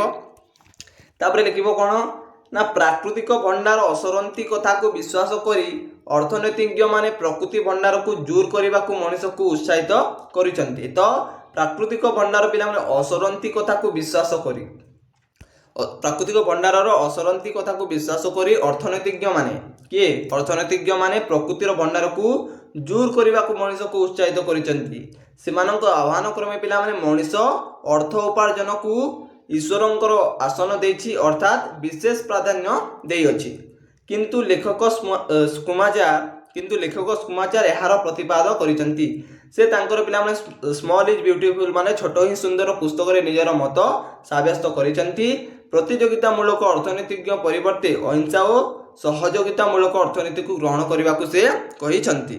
ତ ଏତିକି ଲେଖିଦେବ, ତ ସମସ୍ତେ ଜାଣିପାରୁଥିବ। ତାପରେ ନେକ୍ସଟକୁ ଯିବା ଆମେ ପିଲାମାନେ। ନେକ୍ସଟ ଲେଖା ହେଉଛି ଆମ ଗ୍ରହଣ କରିବାକୁ ଆହ୍ୱାନ ଦେଇଛନ୍ତି। ତାପରେ ଦେଖ, ଯେଉଁ ସମୟରେ ଟେକ୍ନୋଲୋଜିକାଲ ବିକାଶକୁ ପ୍ରାଧାନ୍ୟ ଦେଉଥିଲା ସେତେବେଳେ ପ୍ରାକୃତିକ କଞ୍ଚାମାଲ ଅସରନ୍ତି ନୁହେଁ ବୋଲି ଚେତାଇ ଦେଇ ସ୍କୁମାଚାର ଟେକ୍ନୋଲୋଜିକାଲ ଉପରେ ଅଙ୍କୁଶ ପ୍ରୟୋଗ କରିଛନ୍ତି। ତ କ'ଣ ହୋଇଥିଲା? ଯେଉଁ ସମୟରେ ପିଲାମାନେ ଟେକ୍ନୋଲୋଜିକାଲି ବିକାଶକୁ ପ୍ରାଧାନ୍ୟ ଦେଉଥିଲା ବା ବିକାଶ ହେଉଥିଲା ସେତେବେଳେ ପ୍ରାକୃତିକ କଞ୍ଚାମାଲ, ପ୍ରକୃତିର କଞ୍ଚାମାଲ ଗୁଡ଼ାକ ଅସରନ୍ତି ନୁହେଁ ବୋଲି ପିଲାମାନେ ଚେତାଇ ଦେଇ ସ୍କୁମାଚାର ଟେକ୍ନୋଲୋଜି ଉପରେ ପିଲାମାନେ ଅଙ୍କୁଶ ପ୍ରୟୋଗ କରିଛନ୍ତି। ତାପରେ କ'ଣ ଲେଖା ହୋଇଛି ନା ନାନା ଅନୁଶୀଳନ ଓ ତର୍ଜମା ଉପରେ ଏହା ପ୍ରାମାଣିକତା ହୋଇଛି ଯେ ବର୍ତ୍ତମାନର ଅର୍ଥନୀତି ଊନବିଂଶ ଶତାବ୍ଦୀରେ ବୈଜ୍ଞାନିକ ବିଶ୍ୱାସ ଉପରେ ନିର୍ଭରଶୀଳ ହୋଇଥିବାରୁ ସାମ୍ପ୍ରତିକ ସମସ୍ୟାର ପିଲାମାନେ ସମାଧାନ ଦିଗରେ ଅସମର୍ଥ। ଖଣ୍ଡିତ ଦୃଷ୍ଟିକୋଣ ଓ ମୂଲ୍ୟବୋଧ ବିବର୍ଜିତ ଆଧୁନିକ ଟେକ୍ନୋଲୋଜି ମଣିଷର ସବୁ ଦୁର୍ଦ୍ଦଶା ପାଇଁ ଦାୟୀ ପିଲାମାନେ। ତେଣୁ ଟେକ୍ନୋଲୋଜି ଭିତ୍ତିକ ଅର୍ଥନୀତିକୁ ପରିହାର କରି ପରିବେଶ ଭିତ୍ତିକ ଅର୍ଥନୀତିକୁ ଗ୍ରହଣ କରିବା ପାଇଁ ସ୍କୁମାଚାର ଆହ୍ୱାନ ଦେଇଛନ୍ତି। ତାପରେ କ'ଣ ନା ଏହି ନୂଆ ଅର୍ଥନୀତି ମଣିଷର ମୂଲ୍ୟକୁ ସର୍ବତ୍ର ସ୍ୱୀକାର କରେ ବା ଛୋଟ ଆକାରରେ ନିଜ ଅକ୍ତିଆର ରଖି ସମ୍ଭାଳି ପାରିବା ଭଳି ଯୋଜନାମାନଙ୍କୁ କେବଳ ମଣିଷ ହାତକୁ ନେବା ଦରକାର, କାରଣ ଛୋଟ ହିଁ ସୁନ୍ଦର ପିଲାମାନେ। କ'ଣ ଆମ ଏଠି ଲେଖା ହେଉଛି ଏହି ନୂଆ ଅର୍ଥନୀତି ମଣିଷର ମୂଲ୍ୟକୁ ସର୍ବତ୍ର ସ୍ୱୀକାର କରିଥାଏ, ଛୋଟ ଆକାରରେ ନିଜ ଅକ୍ତିଆରରେ ରଖି ସମ୍ଭାଳି ପାରିବା ଭଳି ଯୋଜନାମାନଙ୍କୁ କେବଳ ମଣିଷ ହାତକୁ ନେବା ଦରକାର, କାରଣ ଏହା ହେଉଛି ଛୋଟ ହିଁ ସୁନ୍ଦର। ତ ଏତିକି ମାତ୍ର ଲେଖିବ ପିଲାମାନେ। ଏହାର ଆନ୍ସର ଗୁଡ଼ାକ ଆଉ ଥରେ ଦେଖାଇ ଦେଉଛି ମୁଁ। ତ ପ୍ରଥମେ ଏଇଠୁ ଷ୍ଟାର୍ଟ କରିବ। ତାପରେ ଦେଖ, ତାପରେ ନେକ୍ସଟ ପ୍ରଶ୍ନକୁ ଯିବା ଆମେ। ତ ମେଡିକାଲ କଲେଜରେ ଡାକ୍ତରୀ ଛାତ୍ରମାନେ କିପରି ମେହେର ଜୟନ୍ତୀ ପାଳନ କଲେ? ଏ ଗୋଟିଏ ପ୍ରଶ୍ନ ଥିଲା। ମେଡିକାଲ କଲେଜରେ ଡାକ୍ତରୀ ଛାତ୍ରମାନେ କିପରି ଭାବରେ ମେହେର ଜୟନ୍ତୀ ପାଳନ କଲେ? ତ ଦେଖ, ମେଡିକାଲ କଲେଜରେ ପିଲାମାନେ ଡାକ୍ତରୀ ଛାତ୍ରମାନେ ଯେଉଁ ଥିଲେ ସେମାନେ କିପରି ଭାବରେ ମେହେର ଜୟନ୍ତୀ ପାଳନ କଲେ ତାହା ପିଲାମାନେ ଆମେ ଏବେ ଦେଖିବା। ତ ଏହାର ଉତ୍ତର ଦେଖ, ଗାଳ୍ପିକ ପିଲାମାନେ ଏହା ଗୋଟିଏ ଗଳ୍ପ ଷ୍ଟାର୍ଟ ହେଇଗଲା। ଯେଉଁ ପ୍ରବନ୍ଧ ଥିଲା ତାହା ସରିଲା, 2ଟି ଲଙ୍ଗ କ୍ୱେଶ୍ଚିନ୍ ଥିଲା ପ୍ରବନ୍ଧର, ତ ସରିଗଲା। ତାପରେ ଆମେ ଗଳ୍ପକୁ ଯିବା। ତ ମେଡିକାଲ କଲେଜରେ ପିଲାମାନେ ଏହା ଗୋଟିଏ ଗଳ୍ପ। ତ ଉତ୍ତର ଦେଖ, ଗାଳ୍ପିକ ଫତୁରାନନ୍ଦ ଜଣେ ହାସ୍ୟରସାତ୍ମକ କଥାକାର ଭାବରେ ପରିଚିତ। କିଏ ପିଲାମାନେ? ଗାଳ୍ପିକ କିଏ ନା ଫତୁରାନନ୍ଦ, ଜଣେ ପିଲାମାନେ ହାସ୍ୟ ସାନ୍ତକ ଆମ ହାସ୍ୟ ରଚନାର କଥାକାର ଭାବରେ ପରିଚିତ କିଏ ନା ଗାଳ୍ପିକ ହେଉଛନ୍ତି ଫତୁରାନନ୍ଦ। ତାପରେ ଦେଖ କ'ଣ ଲେଖା ହେଇଛି ନା ସେ ତାଙ୍କର ପ୍ରତ୍ୟେକ ଗଳ୍ପରେ ବ୍ୟଙ୍ଗ ଓ ହାସ୍ୟ ମାଧ୍ୟମରେ ସମାଜକୁ ଦୁର୍ବଳ ଦିଗକୁ ଅପେକ୍ଷା କରିଛନ୍ତି ବା ଆକ୍ଷେପ କରିଛନ୍ତି। ବାହାରକୁ କେବଳ ହାସ୍ୟ ରସର ଭାବ ରହିଥିଲେ ବି ସମାଜର ତ୍ରୁଟି ସୁଧାରିବା ହିଁ ତାଙ୍କର ଗଳ୍ପର ମୂଳ ଲକ୍ଷ୍ୟ। ତ ପିଲାମାନେ ସେ କ'ଣ ପାଇଁ ଗଳ୍ପ ରଚନା କରିଛନ୍ତି ନା ସେ ତାଙ୍କର ପ୍ରତ୍ୟେକ ଗଳ୍ପରେ ବ୍ୟଙ୍ଗ ଓ ହାସ୍ୟ ମାଧ୍ୟମରେ ସମାଜକୁ ଦୁର୍ବଳ ଦିଗକୁ ଆକ୍ଷେପ କରିଛନ୍ତି, ସମାଜର ଦୁର୍ବଳ ଦିଗକୁ ଆକ୍ଷେପ କରିଛନ୍ତି। ବାହାରକୁ କେବଳ ହାସ୍ୟ ରସର ଭାବ ରହିଥିଲେ ବି ସମାଜର ତ୍ରୁଟି ବା ଯେଉଁ ପିଲାମାନେ ସମାଜର ଯେଉଁ ଭୁଲ ଅଛି ତାହାକୁ ସୁଧାରିବା ହିଁ ତାଙ୍କର ଗଳ୍ପର ମୂଳ ଲକ୍ଷ୍ୟ ବା ସେ ଏମିତି ଗଳ୍ପ ଲେଖନ୍ତି। ତାପରେ ଆଲୋଚ୍ୟ ମେଡିକାଲ କଲେଜରେ ମେହେର ଜୟନ୍ତୀ ଗଳ୍ପରେ ଗାଳ୍ପିକ ଡାକ୍ତରମାନେ ସାହିତ୍ୟ ସଭା କଲେ କିମ୍ବା କୌଣସି ବିଶେଷ ସାରସ୍ୱତ ସାଧକଙ୍କର ଜୟନ୍ତୀ ପାଳନ କଲେ ସେଥିରେ ସେମାନେ ସଫଳ ହୋଇପାରନ୍ତି ନାହିଁ ବୋଲି ସେ ପ୍ରକାରାନ୍ତରେ ଉଲ୍ଲେଖ କରିଛନ୍ତି। ତ ପିଲାମାନେ ଆଲୋଚ୍ୟ ଏହି ଆମ ଗଳ୍ପରେ ମେଡିକାଲ କଲେଜରେ ମେହେର ଜୟନ୍ତୀରେ ଗଳ୍ପରେ ପିଲାମାନେ ଗାଳ୍ପିକ କହିଛନ୍ତି କ'ଣ ନା ଡାକ୍ତରମାନେ ସାହିତ୍ୟ ସଭା କଲେ, କ'ଣ ଡାକ୍ତରମାନେ ସାହିତ୍ୟ ସଭା କଲେ କିମ୍ବା କୌଣସି ବିଶେଷ ସାରସ୍ୱତ ସାଧକଙ୍କର ଜୟନ୍ତୀ ପାଳନ କଲେ ସେଥିରେ ସେମାନେ ସଫଳ ହୋଇପାରନ୍ତି ନାହିଁ ବୋଲି ସେ ପ୍ରକାରାନ୍ତରେ ଉଲ୍ଲେଖ କରିଛନ୍ତି। ତାପରେ ଲେଖା ହୋଇଛି କ'ଣ ନା କାଉ ଧାନ ଖାଇବା ଦେଖି ବଗ ଧାନ ଖାଇଲା ପରି କିମ୍ବା ଓଧ ସାଙ୍ଗରେ ଭୁଆଁ ବିରାଡ଼ି ବାଇ ହେଲା ପରି ଥରେ ମେଡିକାଲ କଲେଜରେ ଡାକ୍ତରୀ ଛାତ୍ରମାନେ ମେହେର ଜୟନ୍ତୀ ପାଳନ କରିବାକୁ ସ୍ଥିର କରିଥିଲେ। ତ ଏଇଟା ପିଲାମାନେ ଇଣ୍ଟ୍ରୋଡକ୍ସନଟା ଥିଲା। ତାପରେ ଲେଖିବ କ'ଣ ନା ଏହିପରି ଭାବରେ ଲେଖିବ ନା କାଉ ଧାନ ଖାଇବା ଦେଖି ବଗ ଧାନ ଖାଇଲା ପରି। ତ କାଉ ଧାନ ଖାଇଲା ପରି ବଗ ଧାନ ଖାଇଲା ପରି ପିଲାମାନେ କିମ୍ବା ଓଧ ସାଙ୍ଗରେ ଭୁଆଁ ବିରାଡ଼ି ବାଇ ହେଲା ପରି ଥରେ ମେଡିକାଲ କଲେଜରେ ଡାକ୍ତରୀ ଛାତ୍ରମାନେ ମେହେର ଜୟନ୍ତୀ ପାଳନ କରିବାକୁ ସ୍ଥିର କରିଥିଲେ। ସେମାନେ ପୁରା ଦମରେ ଲାଗି ପଡ଼ିଥିଲେ, ତ ପୁରା ଭାବରେ ଚେଷ୍ଟା କରିଥିଲେ ସେମାନେ, କିଏ ନା ଡାକ୍ତରୀ ଛାତ୍ରମାନେ। ସଭାର ଆୟୋଜନ କରାଗଲା। ସେମାନେ ତାଙ୍କର ଅଧ୍ୟାପନା କୋଠରୀକୁ ସଭାଗୃହ ଭାବରେ ପିଲାମାନେ ସଜାଇ ଦେଇଥିଲେ। ହଲର ଫାଟକୁ ଦୁଇ ପାଖରେ ଯୋଡ଼ାଏ କଙ୍କାଲକୁ ଠିଆ କରାଇ ଦେଲେ ଏବଂ ଉଭୟଙ୍କର କଙ୍କାଳର ହାତକୁ ନମସ୍କାର କରିବା ଭଙ୍ଗୀରେ ରଖି ସୂତା ବାନ୍ଧି ପିଲାମାନେ ଦେଇ ଯାଇଥିଲେ। ତାପରେ ଲେଖା ହୋଇଛି ମୁଣ୍ଡ ଉପରକୁ ଦୁଇଟା ଜାନୁ ହାଡ଼ ଛକି ପକାଇ ତା ଆଗକୁ ପିଲାମାନେ ଗୋଟିଏ ମୁଣ୍ଡ ହାଡ଼ ରଖିଦେଲେ। ସେହି ମୁଣ୍ଡ ହାଡ଼ ପିଲାମାନେ ତଳକୁ ସେମାନେ ସ୍ୱାଗତମ ଲେଖି ଦେଇଥିଲେ। ତ କିପରି ଭାବରେ ସେମାନେ ସଜାଇଥିଲେ ତାହା ଏଠି ବର୍ଣ୍ଣନା କରାଯାଇଅଛି। ତାପରେ ଘର ଭିତରକୁ ସଜାଇବାକୁ ଯାଇ ରକ୍ତ କଣିକାର ବଡ଼ ବଡ଼ ରଙ୍ଗୀନ କାନ୍ଥ ଛବି ସବୁ ଚାରିପାଖେ ମାରି ଦେଇଥିଲେ ଏବଂ ମେହେରଙ୍କ ଛବିକୁ ସେମାନେ ଅପରେସନ ଟେବୁଲ ଉପରେ ଗଜକନା ପକାଇ ପିଲାମାନେ ଠିଆ କରାଇ ଦେଇଥିଲେ। ସଭାପତିଙ୍କ ପାଇଁ ଗୋଟିଏ ଭଲ ଚେୟାର ଦରକାର ପଡ଼ିବାରୁ ଦାନ୍ତ ଭଙ୍ଗା ଘରୁ ଦାନ୍ତ ଭଙ୍ଗା ଚୌକିଟି ଆଣି ଦେଇଥିଲେ ଏବଂ ସଜାସଜି ପରେ ଦୁଇ ଜଣ ଛାତ୍ର ସାହିତ୍ୟକ ଭାବରେ ଜଣେ ଗୋଟିଏ ପେଟ ରୋଗୀଙ୍କୁ ନେଇ ଆସିଲେ। ସଭାପତି ଜଣକ ଏଭଳି ବ୍ୟବସ୍ଥା ଦେଖି ମନେ ମନେ ଛନିଆ ହୋଇଗଲେ ବି କୁନ୍ଥୁ ହୋଇ ପିଲାମାନେ ଚୌକି ଉପରେ ବସି ଯାଇଥିଲେ। ତାପରେ ଏହାପରେ ଡାକ୍ତରମାନେ ଗୋଟିଏ ପରେ ଗୋଟିଏ ଭାଷଣ ଦେଲେ। ସେମାନେ ମେହେରଙ୍କ ବ୍ୟକ୍ତିଗତ ଜୀବନ ଓ ସାରସ୍ୱତ ଜୀବନକୁ ସେମାନଙ୍କ ଦୃଷ୍ଟିଭଙ୍ଗୀ ଅନୁଯାୟୀ ବିଚାର ଆଲୋଚନା କଲେ। ଯେହେତୁ ସେମାନେ ରୋଗୀ ଓ ଔଷଧ ଚିନ୍ତାଧାରାରେ ରହିଥିଲେ ସେ ଦୃଷ୍ଟିରୁ ସେମାନେ ଅନୁରୂପ ବିଚାରଧାରା ପରିପ୍ରକାଶ କରିଥିଲେ। ତାପରେ ଶେଷରେ ସଭାପତିଙ୍କ ବକ୍ତବ୍ୟ ମଧ୍ୟ ଥିଲା ସଭାର ଅନୁରୂପ। ସେ କହିଥିଲେ ସାହିତ୍ୟରେ ଯଦି କେଉଁଠାରେ କିଛି କ୍ଷତ ହୁଏ ତେବେ ଆପଣମାନେ ନିଶ୍ଚିତ ତାକୁ ଲୋସନ ପାଣିରେ ବା ପିଲାମାନେ ଆମ ଯେଉଁ ଲୋସନ ପାଣିରେ ଧୋଇ ଆମ ଗଜ ବ୍ୟାଣ୍ଡେଜରେ ବାନ୍ଧିଦେବେ, ଏଥିରେ ସନ୍ଦେହ ନାହିଁ। ତାଙ୍କର ପେଟ ରୋଗ ପାଇଁ ତାଙ୍କୁ ଟ୍ରେସ୍ଚରରେ ମେଡିକାଲ ୱାର୍ଡକୁ ନେଇଯାଇଥିଲା। ତାପରେ ଏହିସବୁ ଦୃଷ୍ଟିରୁ ବିଚାର କରି ଦେଖିଲେ ଗଳ୍ପଟିକୁ ସ୍ୱତନ୍ତ୍ର ଦୃଷ୍ଟିଭଙ୍ଗୀ ନେଇ ପିଲାମାନେ ପରିକଳ୍ପନା କରାଯାଇଅଛି। ତ ଏଇଟା କ'ଣ କୁହାଯାଇଛି ପିଲାମାନେ ନା କିପରି ଭାବରେ ସେମାନେ ସଜାଇଲେ ଏବଂ କିପରି ଭାବରେ ତାହା ପାଳନ କଲେ ତାହା ଏଠି ଲେଖାଯାଇଛି। ବହୁତ କିଛି ନାହିଁ ପିଲାମାନେ, ବହୁତ କମ୍ ଅଛି। ଏହାକୁ ଖାଲି ପଢ଼ିନିଅ 2-3 ଥର, ପୁରାପୁରି ଭାବରେ ଏଇ ଗଳ୍ପଟି ମନେ ରହିଯିବ ଏବଂ ତୁମେମାନେ ଲେଖିପାରିବ। ତାପରେ ପିଲାମାନେ ପକ୍ଷାଘାତ ଗଳ୍ପର ସାର୍ଥକତା ବିଚାର କର।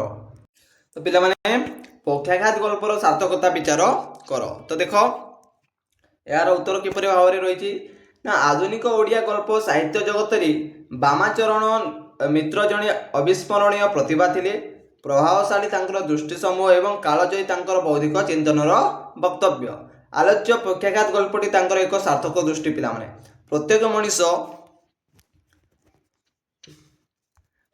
ମଣିଷ ପାଖରେ ଈଶ୍ୱର ଦତ୍ତ ବୁଦ୍ଧି ଓ ବିବେକ ରହିଅଛି। ତାପରେ ଦେଖ ଟିକେ ଜୁମ୍ କରେ।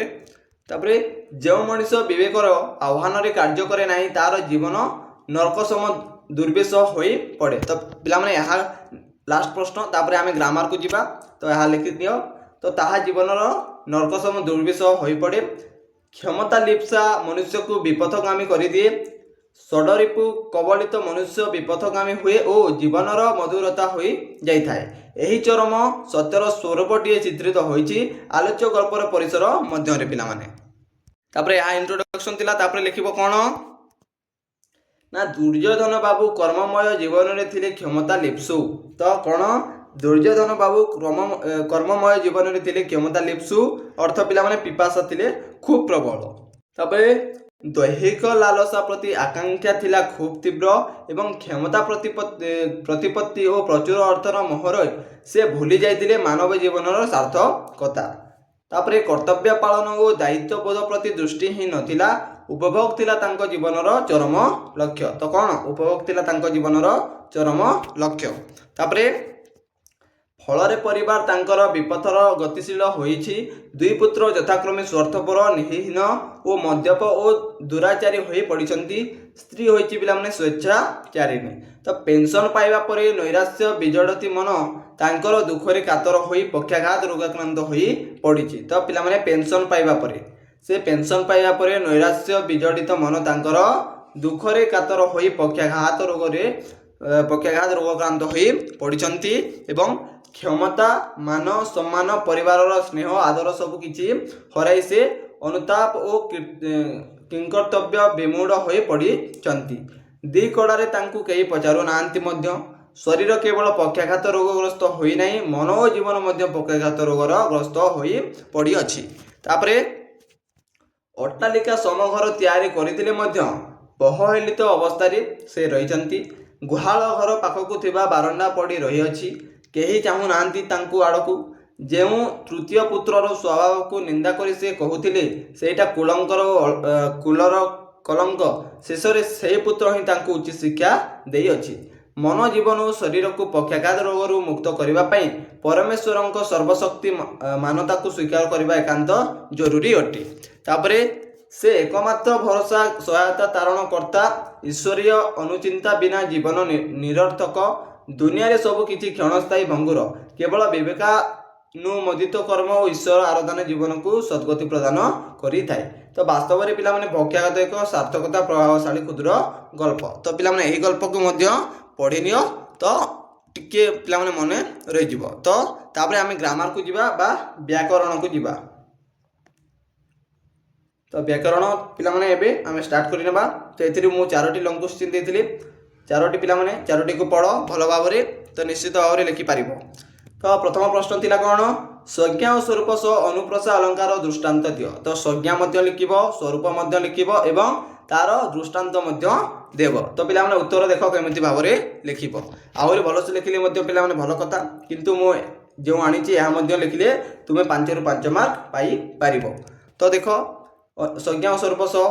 ତ ଅନୁପ୍ରସା ଏକ ଶବ୍ଦାଳଙ୍କାର। କ'ଣ ଅନୁପ୍ରସା ଅଳଙ୍କାର ଏକ ଶବ୍ଦାଳଙ୍କାର? ମନେ ରଖ, 1 ମାର୍କିଆ ପ୍ରଶ୍ନରେ ପିଲାମାନେ ଏହି ଗ୍ରାମାରରୁ ଆସେ। ଅନୁପ୍ରାସ ଏକ ଶବ୍ଦ ଅଳଙ୍କାର। ଏହାଦ୍ୱାରା ବର୍ଣ୍ଣଗତ ପିଲାମାନେ ଶ୍ରୁତି ମାଧୁର୍ଯ୍ୟ ସୃଷ୍ଟି ହୋଇଥାଏ। ତ ଏହାଦ୍ୱାରା ବର୍ଣ୍ଣଗତ ଶ୍ରୁତି ମାଧୁର୍ଯ୍ୟ ସୃଷ୍ଟି ହୋଇଥାଏ। ତ ଏହାର ଲକ୍ଷଣ ଗୁଡ଼ାକ ଦେଖ ପିଲାମାନେ। ଏହାର ଲକ୍ଷଣ କ'ଣ, ପଦ ମଧ୍ୟରେ ଏକ ବା ଏକାଧିକ ବ୍ୟଞ୍ଜନ ବର୍ଣ୍ଣ ବାରମ୍ବାର ଉଚ୍ଚାରିତ ହେଲେ ତାହାକୁ ଅନୁପ୍ରାସ ଅଳଙ୍କାର କୁହାଯାଏ। ତ କ'ଣ ପଦ ମଧ୍ୟରେ ପିଲାମାନେ ତୁମେ ଯେଉଁ ଗୋଟିଏ ବାକ୍ୟ ନେବ, ତାହା ଗୋଟିଏ ପଦ ନେବ, ସେଠାରେ ଏକ ବା ଏକାଧିକ ବ୍ୟଞ୍ଜନ ବର୍ଣ୍ଣ ଯଦି ବାରମ୍ବାର ଉଚ୍ଚାରିତ ହେବ ତାହେଲେ ତାହାକୁ କ'ଣ କୁହାଯିବ ନା ତେବେ ତାହାକୁ ଅନୁପ୍ରାସ ଅଳଙ୍କାର କୁହାଯିବ। ତ କ'ଣ କୁହାଯିବ, ତାହାକୁ ଅନୁପ୍ରାସ ଅଳଙ୍କାର କୁହାଯିବ। ତ ଉଦାହରଣ ଦେଇକି ପିଲାମାନେ ଏଠି ଆମେ ବୁଝିବା। ତ ଉଦାହରଣ ଦେଖ, ଉତ୍କଳ କମଳା ବିଳାସ ଦୀର୍ଘିକା, ମାରଳ ମାଳିନୀ ନୀଲାମ୍ବୁ ଚିଲିକା। ତ ପିଲାମାନେ ଏହା ବାରମ୍ବାର ଉଚ୍ଚାରିତ ହେଉଛି।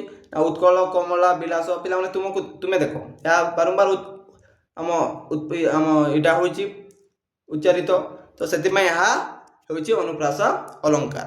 ତ ଏଠି ପୁରା ମେନସନ୍ କରି ଦେଇଛି ପିଲାମାନେ, ପଦ ମଧ୍ୟରେ ଏକ ବା ଏକାଧିକ ବ୍ୟଞ୍ଜନ ବର୍ଣ୍ଣ ଯଦି ବାରମ୍ବାର ଉଚ୍ଚାରିତ ହେବ ତାହାକୁ ଅନୁପ୍ରାସ ଅଳଙ୍କାର କୁହାଯିବ। ତ ଉଦାହରଣ ମଧ୍ୟ ଦେଇଦେଇଛି, ଉତ୍କଳ କମଳା ବିଳାସ ଦୀର୍ଘିକା, ମାରଳା ମାଳିନୀ ନୀଲାମ୍ବୁ ଚିଲିକା। ତ ପିଲାମାନେ ଏଠି କ'ଣ ଉପରେ କ ପିଲାମାନେ ଦେଇଛି, ତଳେ କ'ଣ ଲ ପିଲାମାନେ ଦେଇଛି। ତ ଏହା ରାଧାନାଥଙ୍କ କୃତିରୁ ଆସିଅଛି ଏହି ଉଦାହରଣଟି। ତାପରେ ପିଲାମାନେ ଏହି ଦୃଷ୍ଟାନ୍ତରେ ଦେଖ ବା ଏହି ଉଦାହରଣରେ ଦେଖ, ଏହି ଉଦାହରଣରେ ଦୁଇଟି ଯାକ ପାଦରେ କ'ଣ କ'ଣ ଅଛି, କ ଅଛି, ଲ ଅଛି, ମ ଅଛି। ତ ପିଲାମାନେ ଏହା ଗୋଟିଏ ବ୍ୟଞ୍ଜନ ବର୍ଣ୍ଣ, କଳମ ବ୍ୟଞ୍ଜନ ବର୍ଣ୍ଣ ବାରମ୍ବାର ଆବୃତ ହୋଇଅଛି। तो यही जो उत्कल कमला विलास दीर्घिका मारला मालिनी लीलाम्बु चिलिका तो ए क उच्चारित होती ल उच्चारित होती म पिलाने उच्चारित होती तेणु यहाँ अनुप्रास अलंकार कहुए तेणु ये पिलाने अनुप्रास अलंकार व्यवहृत होती तो पिलाने तुम्हें मैंने कौन कर ना यहाँ देख प्रथम यहाँ देख अनुप्रास अलंकार क्या कहुए तार लक्षण देख पद मध्य एक बा एकाधिक व्यंजन वर्ण जदि पिलाने बारंबार हुए ताकू अनुप्रास अलंकार कहुए एवं ए उदाहरण को लिखिदेले तुम्हें मैंने यही तलरे लिखिपार तो यही दृष्टांत दुईटी जाक पादरे क लम व्यंजन वर्ण बारंबार आवृत होती तेणु यही पिलाने अनुप्रास अलंकार व्यवहृत होती तापर अनुप्रास अलंकार को छेदानुप्रास व्युत्पन्नप्रास एपरी भाव में पिलाने विभक्त करा जायछि तो यहाँ दुई भाग में विभक्त करा जायछि कौन कौन ना छेकानुप्रास एवं व्युत्पन्नप्रास तो ये दुईटी जाक पिलाने तले आम देखा तो एक नंबर छेदानुप्रास लिखा होती तो देख एक नंबर तार बहु व्यंजन वर्णर साम्य रही क्रमानुसार बारंबार आवृत होने छेदानुप्रास अलंकार हुए तो ये मन रख बहु व्यंजन वर्णर बहुत किसी व्यंजन वर्णर साम्य रही माने समान रही क्रमानुसारे माने क्रम अनुसारे बारंबार आवृत होने पिलाने छेकानुप्रास अलंकार होता है तो उदाहरण आम यहाँ पिलाने पूरापूरी भाव में बुझे पार तो देख उदाहरण बा दृष्टांत देखी नव कलिका बकालिकाय मालिका आलिकालिका क्लांत स्मरी रक्षा केमंती करिबा मर्त करी गति के एमंत विचारी तो पिला माने या गो सहचारी तो देख ये दृष्टांत कौन कौन अच्छी ना यही दृष्टांत ल अच्छी र क पर्याक्रम उच्चारित होता छेदा छेकानुप्रास अलंकार होई अच्छी तो पिला माने देख उदाहरण देख कौन अच्छी ना देखी नव कलिका ल पिला माने ल अच्छी कि नहीं यदि ल अच्छी देख ल अच्छी र अच्छी कि नहीं र मध्य अच्छी क मध्य अच्छी तो तेणु यही दृष्टांत ल र क पर्याक्रम उच्चारित होता पिला यहाँ छेकानुप्रासंगार कहुए तो यहाँ प्रथम मन रख बहु व्यंजन वर्णर साम्य रही क्रमानुसार बारंबार आवृत हेले ताकू छेकानुप्रास अलंकार कहुए बा छेकानुप्रास अलंकार होई थाए तापरे आमे नेक्स्ट को जीवा व्युत्पन्नप्रास एटा गोटे अलंकार तार अन्य व्युत्पन्नप्रास तो पर्यायक्रमे पर्यायक्रमे हेउ बा न हेउ पर्यायक्रमे हेउ बा न हेउ जेबे गोटे व्यंजन वर्ण वाक्य मध्य बारंबार उच्चारित हुए तो पिला माने पर्यायक्रमे हेउ बा न हेउ जेबे गोटे व्यंजन वर्ण केतोटी गोटे व्यंजन वर्ण वाक्य मध्य बारंबार उच्चारित हुए तेबे ताकू व्युत्पन्नप्रास अलंकार कहुए मन रख तापर उदाहरण देख से उदाहरण उत्कल कमला विलास दीर्घिका मराल मालिनी नीलाम्बु चिलिका सेटा गोटे पिला माने से गोटे उदाहरण देख तो यही दृष्टांत क और ल व्यंजन वर्णर बारंबार आवृत्ति होता व्युत्पन्नप्रास अलंकार होई अच्छी तापर 3 नंबर देख पिला माने आ गोटे अलंकार नाम श्रुत्युनुप्रास अलंकार तो साधारणतः कंठ तालु मूर्ता और दंत ओष्ठ प्रभृति मध्य जेकोसी स्थान उच्चारित व्यंजन वर्ण मानकर आवृत्ति को श्रुत्युप्रास अलंकार कहुए श्रुतिप्रिय हेतु यार नाम श्रुत्युनुप्रास अलंकार कहुए तो यार उदाहरण गुड़ाक देखनी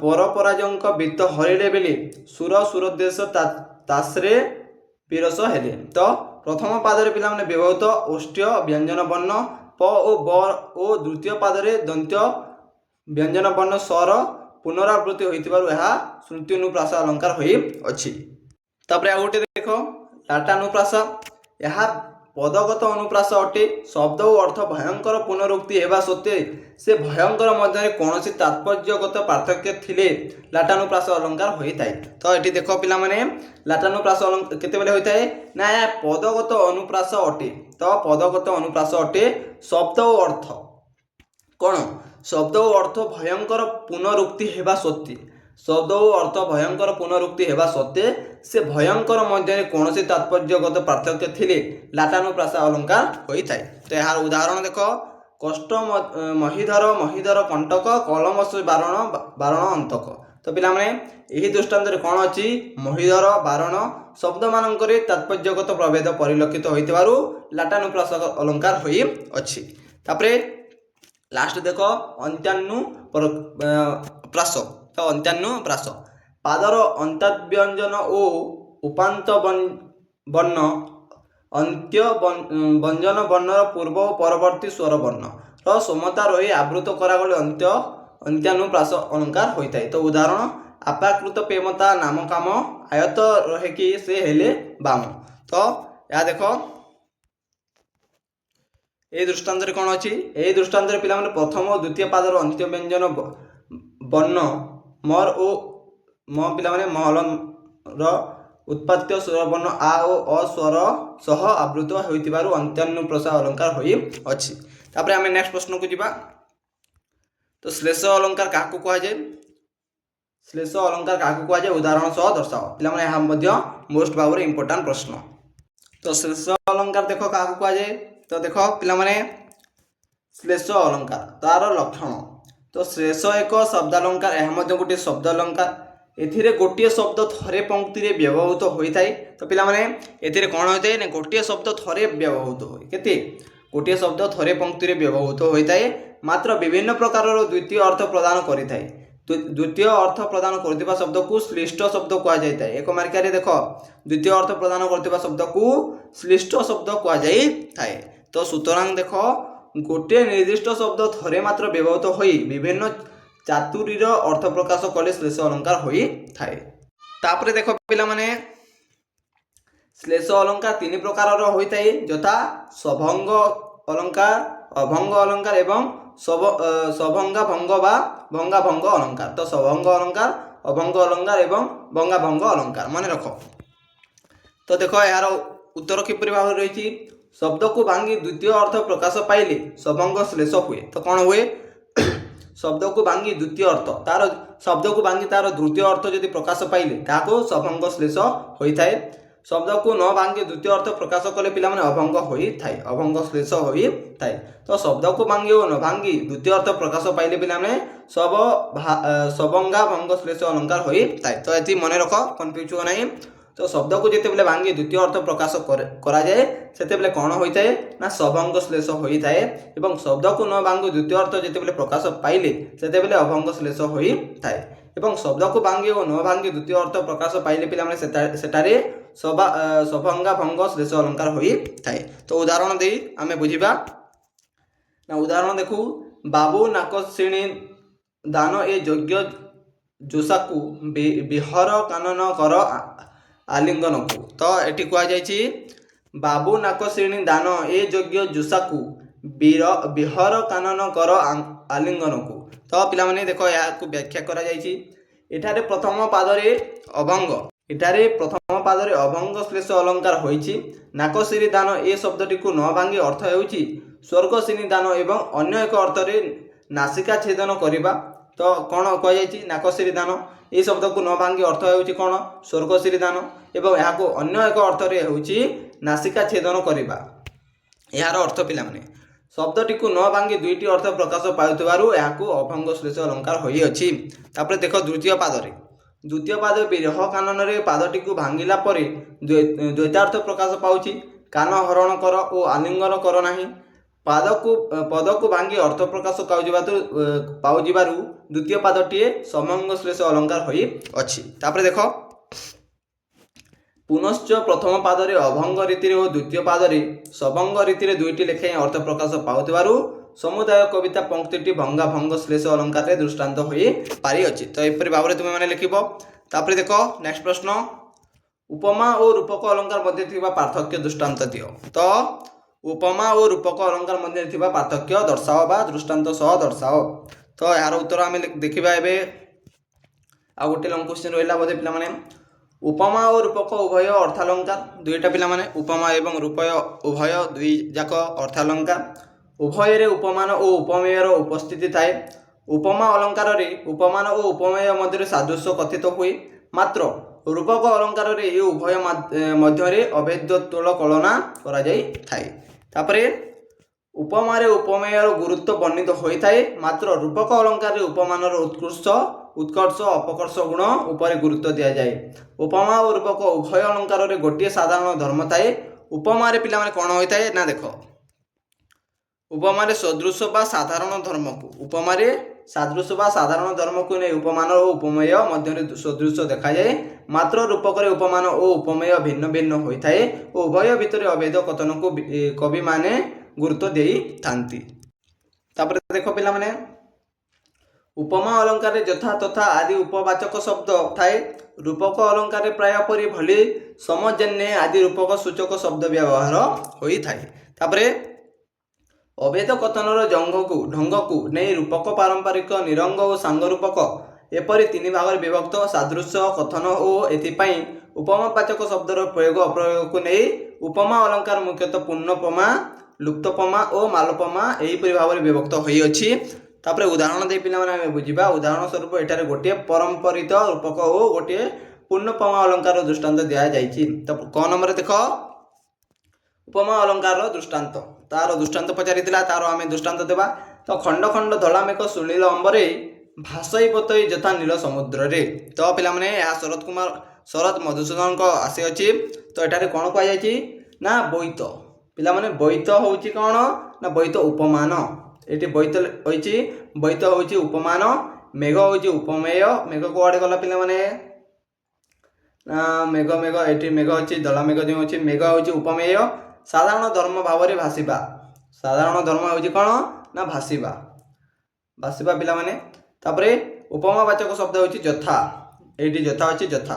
ତାପରେ ଆମେ ଦେଖିବା ସୁତରା ଉପମାବାଚକ ଶବ୍ଦ ଯଥା ଉପସ୍ଥିତିରେ ଭାସିବା ସାଧାରଣ ଧର୍ମକୁ ନେଇ ସୁନୀଳ ଅମ୍ବରର ଧଳା ମେଘ ଓ ନୀଳ ସମୁଦ୍ରର ବୋଇତ ମଧ୍ୟରେ ଅର୍ଥାତ୍ ଉପମେୟ ଓ ଉପମାନ ଭିତରେ ସଦୃଶ୍ୟ ଅକଥିତ ହୋଇଛି। ଏଠାରେ ଉପମାନ, ଉପମେୟ ଓ ଉପମାବାଚକ ଶବ୍ଦ ଉପମା ସୂଚକ ଧର୍ମ ସବୁର ଉପସ୍ଥିତି ଥିବାରୁ ପୂର୍ଣ୍ଣୋପମା ପିଲାମାନେ ଅଳଙ୍କାର ହୋଇପାରିଅଛି। ତାପରେ ରୂପକ ଅଳଙ୍କାର ଦୃଷ୍ଟାନ୍ତ ଗୁଡ଼ାକ ଦେଖାଅ। ତ ଆଶା ପାରାଜିତ ଫୁଟିବ ହୃଦୟାନନ୍ଦରେ ବେନେ, ଜ୍ଞାନ ଭକ୍ତି କର୍ମ ସୌରଭ ବ୍ୟାପୀଯିବ ଭୁବନେ। ପିଲାମାନେ ତ ଆଶା ପାରିଜାତ ଫୁଟିବ ହୃଦୟ ନନ୍ଦନ ବନେ, ଆଜ୍ଞା ଭକ୍ତି କର୍ମ ସୌରଭ ବ୍ୟାପୀଯିବ ଭୁବନେ। ତ ଏହା ମଧୁସୂଦନଙ୍କ କାବ୍ୟରୁ ଆସିଅଛି। ତ ଏଠାରେ ଆଶାକୁ ପାରିଜାତ ଓ ହୃଦୟକୁ ନନ୍ଦର ବନ ରୂପେ ଅଭେଦ ଢଙ୍ଗରେ କଳ୍ପନା କରାଯାଇଛି। ତେଣୁ ରୂପକ ଅଳଙ୍କାର ହୋଇଅଛି ଏବଂ ମୋଟ ଉପରେ ଉଭୟ ଉପମା ଓ ରୂପକ ଅଳଙ୍କାର ବର୍ଣ୍ଣନାକୁ ଅର୍ଥ ବୈଚିତ୍ର୍ୟ ସମ୍ପନ୍ନ କରି ପିଲାମାନେ ତୋଲାଇ ଦେଇ ଯାଇଥାଏ। ତ ଏପରି ଭାବରେ ଲଙ୍ଗ କ୍ୱେଶ୍ଚିନ୍ ଲେଖିବ। ତାପରେ ଲାଷ୍ଟ ପ୍ରଶ୍ନ ଦେଖ, ଉତ୍ପ୍ରେକ୍ଷା ଅଳଙ୍କାର କାହାକୁ କୁହାଯାଏ ଦୃଷ୍ଟାନ୍ତ ସହ ବ୍ୟାଖ୍ୟା କର। ତ ଉତ୍ପ୍ରେକ୍ଷା ଲାଷ୍ଟ ପ୍ରଶ୍ନ। ତ ଦେଖ ଉତ୍ପ୍ରେକ୍ଷା ଅଳଙ୍କାର,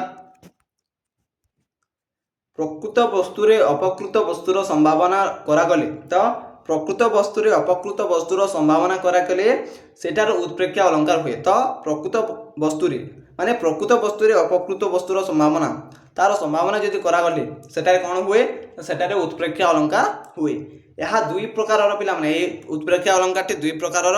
ତ କ'ଣ ନା ବାଚ୍ୟୋତ୍ପ୍ରେକ୍ଷା ଓ ପ୍ରତୀୟମାନ ଉତ୍ପ୍ରେକ୍ଷା ଅଳଙ୍କାର। ତ ଦୁଇଟି ଯାକ ଆମେ ଦେଖିବା। ପ୍ରଥମେ ବାଚ୍ୟୋତ୍ପ୍ରେକ୍ଷା ଅଳଙ୍କାର, ଯେଉଁଠାରେ ବାଚକ ଶବ୍ଦ କି, ମନେ ରଖ, ଯେଉଁଠାରେ ବାଚକ ଶବ୍ଦ କି ବା ଅବା ବା ସତେ ଯେପରି ଜହ୍ନେ ସିନା ଇତ୍ୟାଦି ପ୍ରୟୋଗ ଦ୍ୱାରା ପ୍ରକୃତ ବସ୍ତୁକୁ ଅପକୃତ ବସ୍ତୁ ରୂପେ ସମ୍ଭାବନା କରାଯାଏ ସେଠାରେ ବାଚ୍ୟୋତ୍ପ୍ରେକ୍ଷା ଅଳଙ୍କାର କୁହାଯାଇଥାଏ ବା ହୋଇଥାଏ। ତ ମନେ ରଖ, ଯେଉଁଠାରେ ପିଲାମାନେ ବାଚକ ଶବ୍ଦ କି ବା ଅବା ବା ସତେ ଯେପରି ଜହ୍ନେ ସିନା ଇତ୍ୟାଦି ଗୁଡ଼ାକ ପ୍ରୟୋଗ ଦ୍ୱାରା ପ୍ରକୃତ ବସ୍ତୁକୁ ଅପ୍ରକୃତ ଭାବରେ ସମ୍ଭାବନା କରାଯାଏ ସେଠାରେ এইটা ପିଲାମାନେ ଏହି ଅଳଙ୍କାରଟି ହୋଇଥାଏ ବା ବାଚ୍ୟୋତ୍ପ୍ରେକ୍ଷା ଅଳଙ୍କାରଟି ହୋଇଥାଏ। ତାର ଉଦାହରଣ ଦେଖ।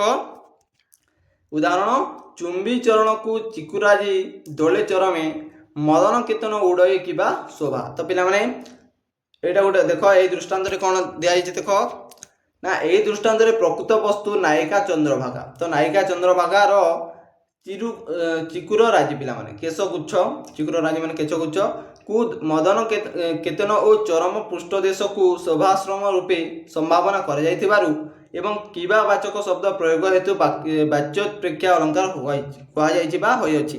ତ କିବା କେଉଁଠି ଅଛି ନା ପିଲାମାନେ ଏଠି ଅଛି। ତାପରେ ଦେଖ 2 ନମ୍ବରରେ ଅଛି ପ୍ରତୀୟମାନ ଉତ୍ପ୍ରେକ୍ଷା ଅଳଙ୍କାର। ତ ଯେଉଁଠାରେ ବାଚକ ଶବ୍ଦ ଉତ୍ସ ରହି ପ୍ରକୃତ ବସ୍ତୁକୁ ଅପକୃତ ବସ୍ତୁ ରୂପେ ସମ୍ଭାବନା କରାଯାଏ ସେଠାରେ ପ୍ରତୀୟମାନ ଉତ୍ପ୍ରେକ୍ଷା ଅଳଙ୍କାର ହୋଇଥାଏ। ତ ଉଦାହରଣ ଦେଖ, ନହେଲେ ଘନ କନ୍ତୁଲା ଘନ ସହିତ ତାରା, ଖସି ପଡ଼ିବାରୁ ଧରାରେ ବହି ଯାଉଛି ଧାରା। ତ ପିଲାମାନେ ଏହା ତପସ୍ୱିନୀରୁ ଆସିଅଛି।